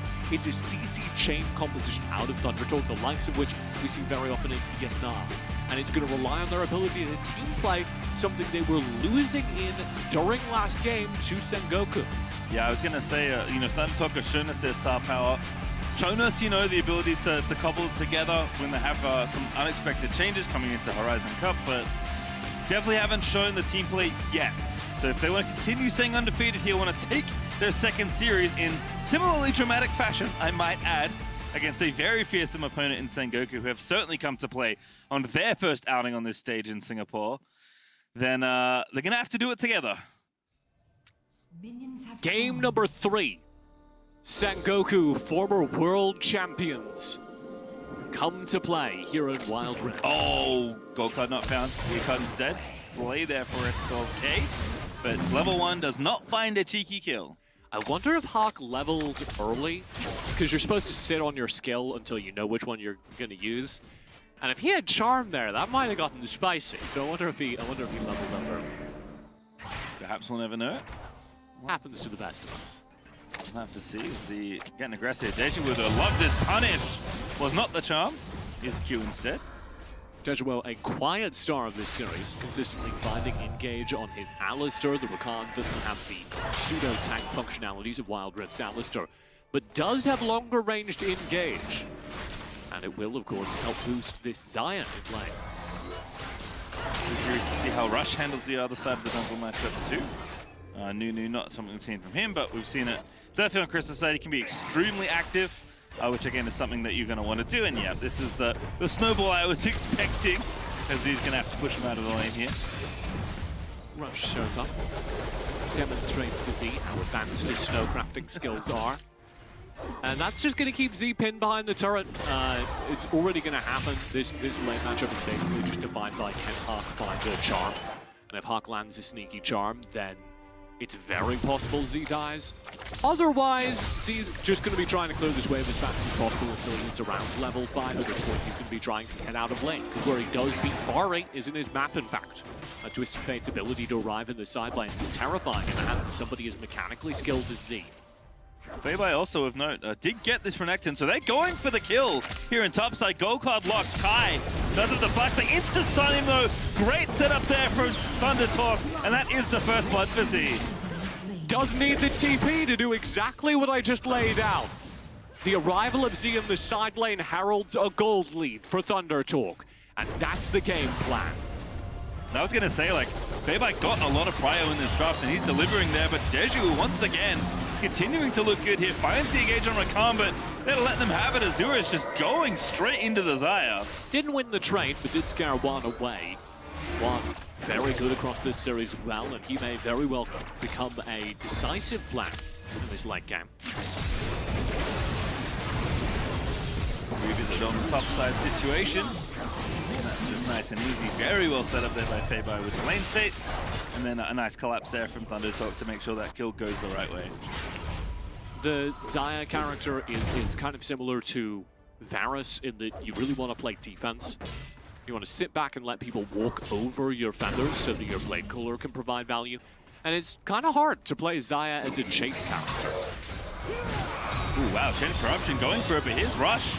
Bad timing for the potential play, but perhaps this Twisted Fate that can turn it around, but doesn't find it. Instead, tries to interrupt Hawk, basically. The charm lands. Hawk maybe can follow it up. Does have Flash Ignite, has it all ready to go, but not yet. Hold up the gold card like a FIFA ref. Instantly, you just gotta walk away. Don't want to get a second one. No. Get sent off straight back Absolutely to the not. fountain. Sengoku, as a result, are carted off. They walk away. Hawk doesn't find the play he wants. He does force a reset out of Z. I was going to talk a little bit more about Xayah. Of course, I highlight the limitations there. But the flip side of that is, unlike Azure's Varus, Juan is going to do a terrifying amount of late-game teamfight damage. Xayah hurts once she hits 2-3 items. And if they can set up defensively around the Dragon, we've seen Sengoku's mastery of the macro this series, they will probably win late-game teamfights kind of by default. Okay, taking a little bit of poke, but nothing too alarming there as Chris and Rush are battling for Scuttle Crab, like an Iron Chef episode. But the rest of Sengoku coming to play, that's not allowed in Kitchen Stadium. And Scuttle Crab is going to go over to Rush, who wins the battle. Have you ever seen the Japanese version of Of course. That's perfect reference. I love it. Sengoku bringing exactly the same energy. And this Rift Herald, which has been the primary objective for most of this tournament, is going to go over to Sengoku. The benefit, of course, being that they can redistribute that gold as they like. And I think they're going to want to put that onto Juan this game. You're already starting the trade here, you can see. Trying to poke it out here. I like this. Actually, feibai going in. He got the kill. Can they get it as well? They do. They steal it. Azure's able to find it. That's going to be a win on both sides of the Rift. ThunderTalk just going off around the Herald. Hawk's found one on the opposite side and he's still going. Oh, that charm block there. I don't know if it was intentional, but it does save Chris's life as Z's able to grab the kill after the Drake. And ThunderTalk winning 3 points across the Rift. Here's the first. Up here on the top side of the map, Dejiwo holding defensive, but they don't notice how close and how scary feibai is getting. He just eats them alive, a crocodile in the river, and there's nothing that can be done about it. Their AD carry demolished on the opposite side. Hawk tries to get fancy and gets denied. Very good stall out from Chris, and Z arrives in time to punish Hawk's aggression. Very well done there for ThunderTalk. Incredible series of plays as their camp will celebrate. They're watching onwards. Probably pretty tense, given that we're in game 3. 6 minutes through, 6 kills already, and that gold lead is disgusting from ThunderTalk. And watch where it is in specific. It's over on Z, which means that it is impossible to win 1v1 duels at this state. This is the most terrifying Twisted Fate possible. And Sengoku need to last till the late game. This is a stalling game for them now. Don't let ThunderTalk run away with this. Make the game last as long as possible. Hope that Hawk and Juan can carry your late game team fights when you get there, because you're sure not winning into Z, into the forehead of Azure. feibai as well, the other big recipient of that goal, but will hold that thought. Lantern out there for the Twisted Fate. It's going to make this siege very straightforward, but here's the counterplay. Azure going to be the target. Engage instantly there. Wow. The flash is not enough. Very well done by Dejiwo again. Hawk too close though. Gets hooked. No follow-up. It's just not enough champions in the area. Still the 2v4. Watch this roam to top side. They badly want to grab feibai and Chris. Twisted Fate ulti up as well, remember. Chris dancing around, goes back in towards Rush, dodges out the snowball. Very nicely done.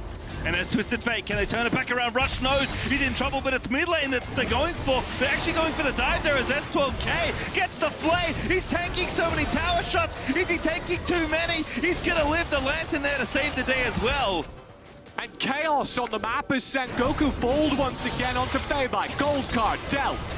Z again going through out of mana now though, as they're just going for it. Azure just yeeting on in, whips out the Chain of Corruption and still no kills.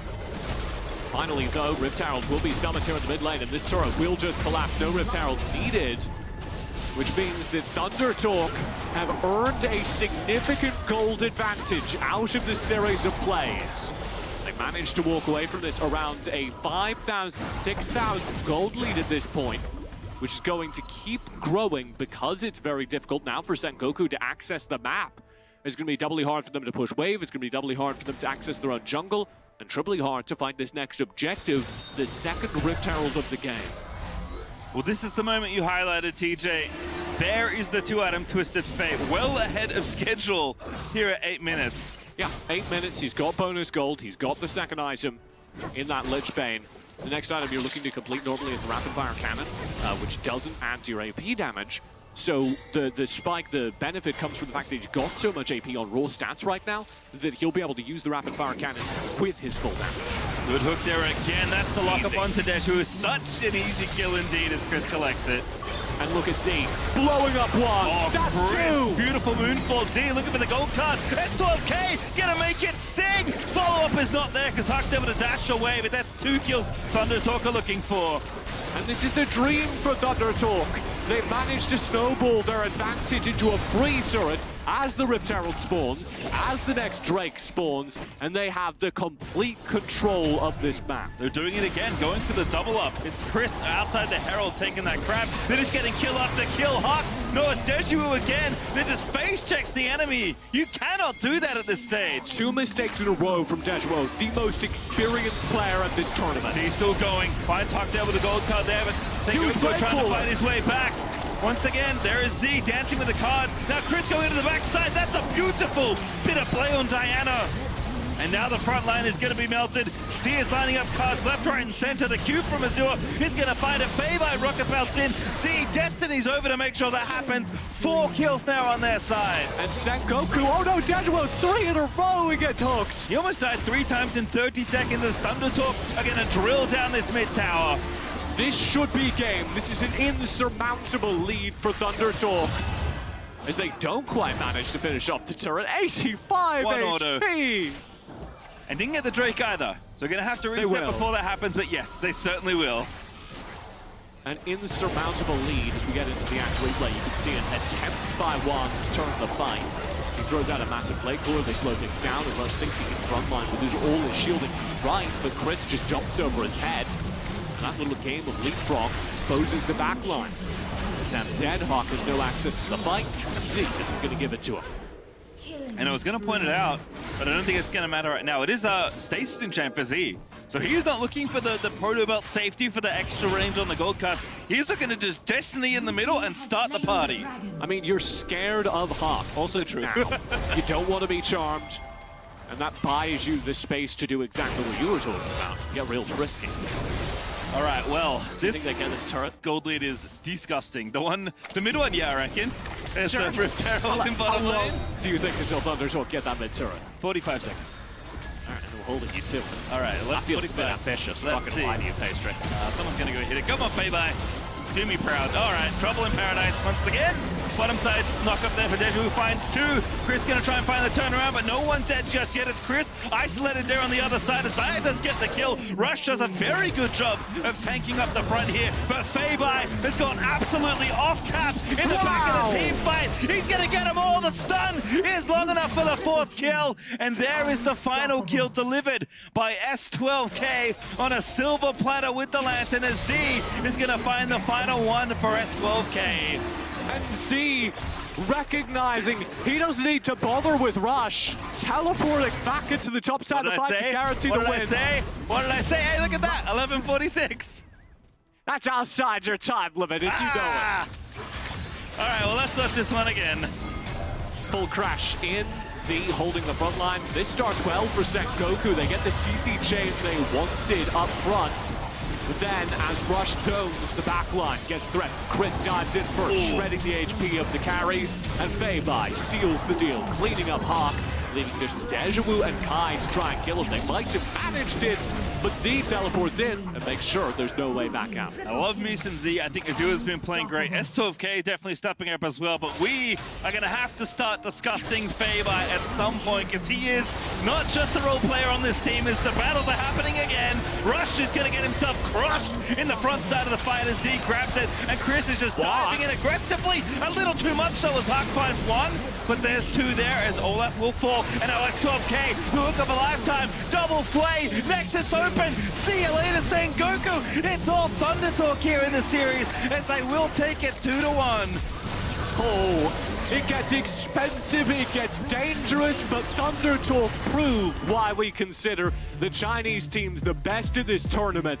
They managed to deliver on a dicey Game 3, getting an early lead and snowballing it, no pun intended, into a dominant victory.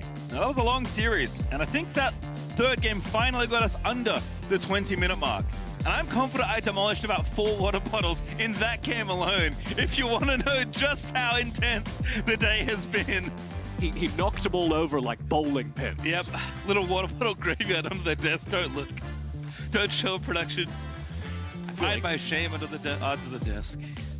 A little bit of relaxation coming out from ThunderTalk because they leave that desk there. Some deep sighs of relief, I'm sure. They dominated that game 3, and they did so off of the same thing that made them look so dominant yesterday versus Team Secret, this incredible ability to turn up the tempo and to force teams to react to their aggression. They got denied it during game 2. There weren't the tools to do that game 3, and with the global presence of Z, ThunderTalk are able to just keep forcing fights, keep playing aggressive, and that's what's made them so terrifying so far. Definitely a team that is really exciting to watch. And I like that we're starting to step beyond. I will be honest with you though, their selfie game blows. They finally play with the longest arms. Yeah, you're up. Do your best. I mean, it's a long series. Last time one of their players wasn't, you could just see the top of his hair. Wasn't even in frame. You know what? Much like this roster, which was brought together under unexpected circumstances, will power up throughout Horizon Cup. So too, TJ, will their selfie game. Wonderful stuff. And you can find those on the Twitter account. I do highly suggest it. Oh yeah, it's been great fun if you want to catch the endgame selfies that all the teams have been taking. But like I said, it is starting to become more than the one-man band that Z is. And I love him. He's an amazing player. He does deserve that praise. But ThunderTalk are stitching it together as a unit, which is really exciting for me. And we spent all of yesterday talking about Azure. That bled over a little bit. He had solid performances today. But yeah, seeing feibai step up and become the second carry for the team, be able to deliver first on that Diana as really the team combo threat. And then in game 2, they just need somebody who does damage. They need someone who takes bites out of the other team. And that's where the Renekton shows up, a really terrifying performance that gives Z the runway necessary to deliver on that Twisted Fate. Alrighty, well, it's been a fun one all day, but for more on that one, we are going to check in for one last time today with the State Farm Analyst Desk. Thank you very much, Pastry. And more than just Z, it was feibai that helped TT get the GG. That was pretty crazy. And we want to start over in the draft first here, Scoundrel. You know, game 1 and game 2, they kind of traded compositions, but it was basically the same style. Here in draft 3, both teams wanted to go to something else. Yeah, and what I really like from ThunderTalk is that we're seeing Z on something that's more facilitating. The Twisted Fate is about map pressure, about map presence. You never usually play for yourself as a TF. You're looking to facilitate one of your other lanes. It just so happened that this time it was feibai. And I love that TJ brought it up. I talked about feibai being the unsung hero previously. This time he was the hero. Absolute monster on this Renekton. And I think this draft overall, it was designed to snowball. It was designed to put that Renekton in the forefront of the team fight, and then you just play a little bit behind him, you follow up with the Diana. And I think they just really took over from that first Rift Herald fight. Once you're that far ahead at that stage in the game, your comp can do anything that you like. But when you're very pick-orientated and you're very single target focused, it makes face-checking those objectives even harder. So once, unfortunately, Sengoku got behind, they couldn't actually walk up to objectives to contest because they were facing Varus ults, Thresh hooks, TF gold cards, Renekton stuns. And if you didn't have the vision control, it was too risky to make those moves. And time again, ThunderTalk punished. And obviously looking over at Sengoku, I was talking about with Rafa of this off air. They had Lee Sin available, and we were talking about how good Rush has been on Lee Sin, and he opted in for the Nunu, which I kind of get. It was supposed to be more of a front line for this team, but I feel like if you're playing that well on Lee Sin, why not just stick to your cards, Rafa? Yeah, I'm in the same boat with you, and because not only that, my analyst credit stonks are going down the drain after my prediction. Now I'm pretty much 0-4 in all my predictions today, which kind of blows, but it's okay. My only reasoning is that Sengoku were kind of in this spot where they were fearing, oh man, we're constantly going to late game. This Lee Sin pick, even though we're getting tons of picks in the early game, we're not really finding a lot of value where we can snowball and end before the 15-minute mark. Why don't we go for objective control this game? And with the Xayah there, if you're always first to the punch to the objectives, then they have to play into you, which really sets up for Xayah to go for multi-man blade callers, right? But that didn't really happen this game because Z had a monstrous TF game on and just facilitating the rest of the map. And I think the most important thing about that as a whole kind of holistic narrative for ThunderTalk is that we went into this tournament thinking, oh man, ThunderTalk, are they going to be the strong roster that we saw before the roster changes? Are the three going to be able to adapt to this new team? And Z says, you know what? Yes, I popped off on the Zed, I popped off on the Yasuo, but I can also facilitate the rest of this team and make them look like stars too. Yeah, and the pop-off, you could see what it meant to the rest of the squad here, Scoundrel. Yeah, I think, feibai as well, stepping up that heavily for his team, it bodes well for ThunderTalk's chances in this tournament. You're no longer this one-man army of Z needing to be a mechanical god in teamfights to carry you through like he had on that Zed game. This time you've showed you've got way more in your arsenal, and you can have a big breadth of tactics. I wanted to make one final point in the draft, just talking about the Lee Sin pick. I think Lee Sin was relatively unplayable into the overall draft for ThunderTalk, though, because you're going into a Renekton, you're going into a Varus, a TF, lots of single target lockdown, and what Lee Sin does hate is lots of point and click or point and tap single target lockdown. Sure. So I think that was probably one of the issues that we had with Rush choosing not to go for Lee Sin here. Yeah, well, let's see it one more time with the B-roll here of that game number 3, just because of how close the first 2 games were and then how quickly it got out of control here, Rafa. Yeah, I'm pretty sure ThunderTalk were just pissed after game 2. They were pretty close to just ending the game at 2-0, and then they're like, all right, guys, you know what? Enough fooling around. We're ending this game right here, right now, and they just got off to the gates running. Not even before 2 minutes before we had a level 4 gank from Z and the rest of the Goon Squad towards the top side of the map. And a lot of these fights that happen throughout the early game is all about Sengoku trying to get to objectives and critical points on the map first, but Sengoku are always being able to split up multiple members of the fight thanks to the single target CC, thanks to Gold Card and Call of the Meek as well, the Ruthless Predator Stun landing on top of it as well.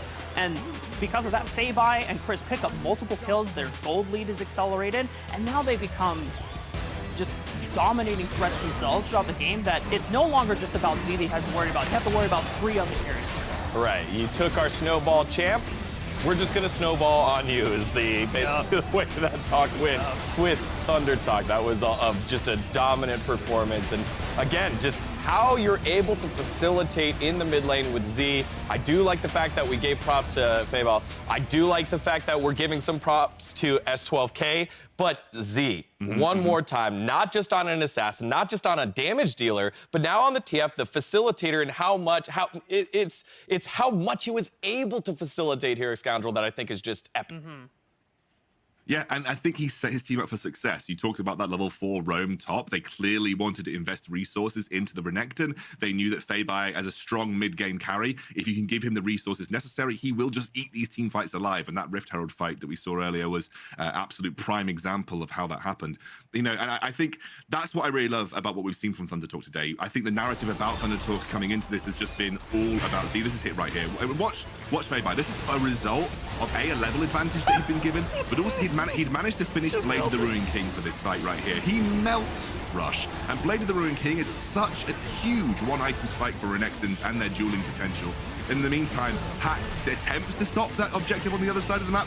He doesn't get away with it either, because as you can see, really great positioning from both Chris and Z there to be able to come on top. I've got to say, though, the entire roster for ThunderTalk in that last game looked like they were firing on all cylinders, and I'm really glad, Degon, that you mentioned S12K. From going Malphite support, where I just press 2 buttons and hope that I have an impact, to one of the most insanely mechanically intense supports to play in the game. And he looked right at home on Thresh as well, going from literally I press my ult to I have to press all my buttons really well. I was really impressed with S12K that game as well. Yeah, we had multiple players to highlight here, but we got stats from feibai, who had to play multiple different styles on that Baron side. And you can see it there in game number 3, 3, and 9, but just in the faces of the team, and finally on something where he can really make an impact here. Yeah, don't be fooled by the 339 KDA. I know that looks not as impressive as we're making it out to be, but the damage speaks for itself that game, because, man, if you just look at that last play where he single-handedly 1v4'd the whole crew of ThunderTalk or Sengoku Gaming, I mean, that's all you got to know. Yeah, and I know that we've spent a lot of time here talking about ThunderTalk, but I want to take a quick second to talk about Sengoku Gaming. Remember, guys, this is their debut. Yeah. We had a general idea what they're going to look like, but we definitely did not think they were going to be pushing ThunderTalk to the limits in Game 1 and Game 2. So, Scoundrel, what was your big takeaway here for Sengoku? I think Rush is an absolute monster, especially when he gets his hands on Lee Sin. He's a very intelligent jungler. I really love how early he opts into gank paths, especially towards that key target Z. He was very, very active in the mid lane, which is what put Z behind in both Game 1 and Game 2, all thanks to Rush. I think the synergy with Hack has come true. Like, I think both of them have that 2v2 synergy. You see that they play around it quite a lot as well. But I think the whole roster for Sengoku looked fantastic. Yes. I think this is a team that absolutely has stepped up beyond expectations. And I'm even maybe, pegging them to get out of groups here. I think they're looking like a very, very strong contender in this tournament so far. Yeah, I think one has to be the carry that we have to look at for Sengoku Gaming. I know it's going to be super easy for Hawk to receive a lot of the star treatment and just the focus here, but Juan was secretly consistently putting out a lot of damage, even in Game 3, where he's trying to do work on the Xayah. It's just he wasn't really given that many tools to be successful in that last game. Yeah, well, one of the reasons why he had trouble in that last game is because the support S12K was shutting him down. He's now standing by with Gabby. Another victory for ThunderTalk Gaming, and after that we do get to hear from the support player S12K. Obviously, it's been a very crazy journey for you to get here, coming into the roster last minute. Can you just tell me a bit about that journey and coming here for Horizon Cup? 就是对于你们来讲，首先还是恭喜你们拿下了今天的比赛，然后也是再一次拿下了你们在破晓杯第2次胜利了嘛。然后你们这一次来到这里的整个旅程，其实是有一点就是疯狂的，因为可能你们今天打了2场比赛都稍微有一些艰难。那你觉得对于你来讲的话，现在是什么样的一个心情？就是给我们大概描述一下你们从破晓杯到目前为止的一个状态。我们现在的话就是首先赢了比赛嘛，还是比较开心的。然后可能最近还是在磨合嘛，对吧？对，继续努力嘛。Yeah, actually got some roster change, so we need take more time to adjust to our new draft. But now I'm pretty happy and excited to getting this win on today. Yeah, what has it been like adjusting with that draft? Because we saw picks like the Malphite come out, but then a bit more standard meta picks in that last game. 是，那你觉得就是其实你今天是选择了墨菲特这个英雄，其实这并不是一个主流的选择，为什么选择这个英雄？可能太自信了吧，对。那你觉得你今天的墨菲特怎么样？今天墨菲特玩得不好，因为没有想到对面拿奥拉夫这个点。Okay, actually, I think I'm just maybe overconfident about myself, so I just picked the Morphit, and I didn't play well because I don't think about others gonna pick like the Olaf to counter my choice. Yeah, it was a surprise to all of us for sure. And the series itself went back and forth, really close in gold for the first 2 games. What is it like when it comes to everybody being on the same page in those moments? 那其实对于你来讲的话，刚刚其实差一点，你们是有可能会2-0，就是要拿下比赛的时候，刚刚突然间输掉了一局。那其实对于你来讲的话，当时心情有什么样的影响吗？心情的话，有一点失落吧。但是想一想，我们一直都是优势的，感觉让他们1分也无所谓的。Okay. 下一局打得更好就行了。Actually, I got a little bit like depressed after we lost the game 2. But I think we are still confident about we can play third round in the game 3.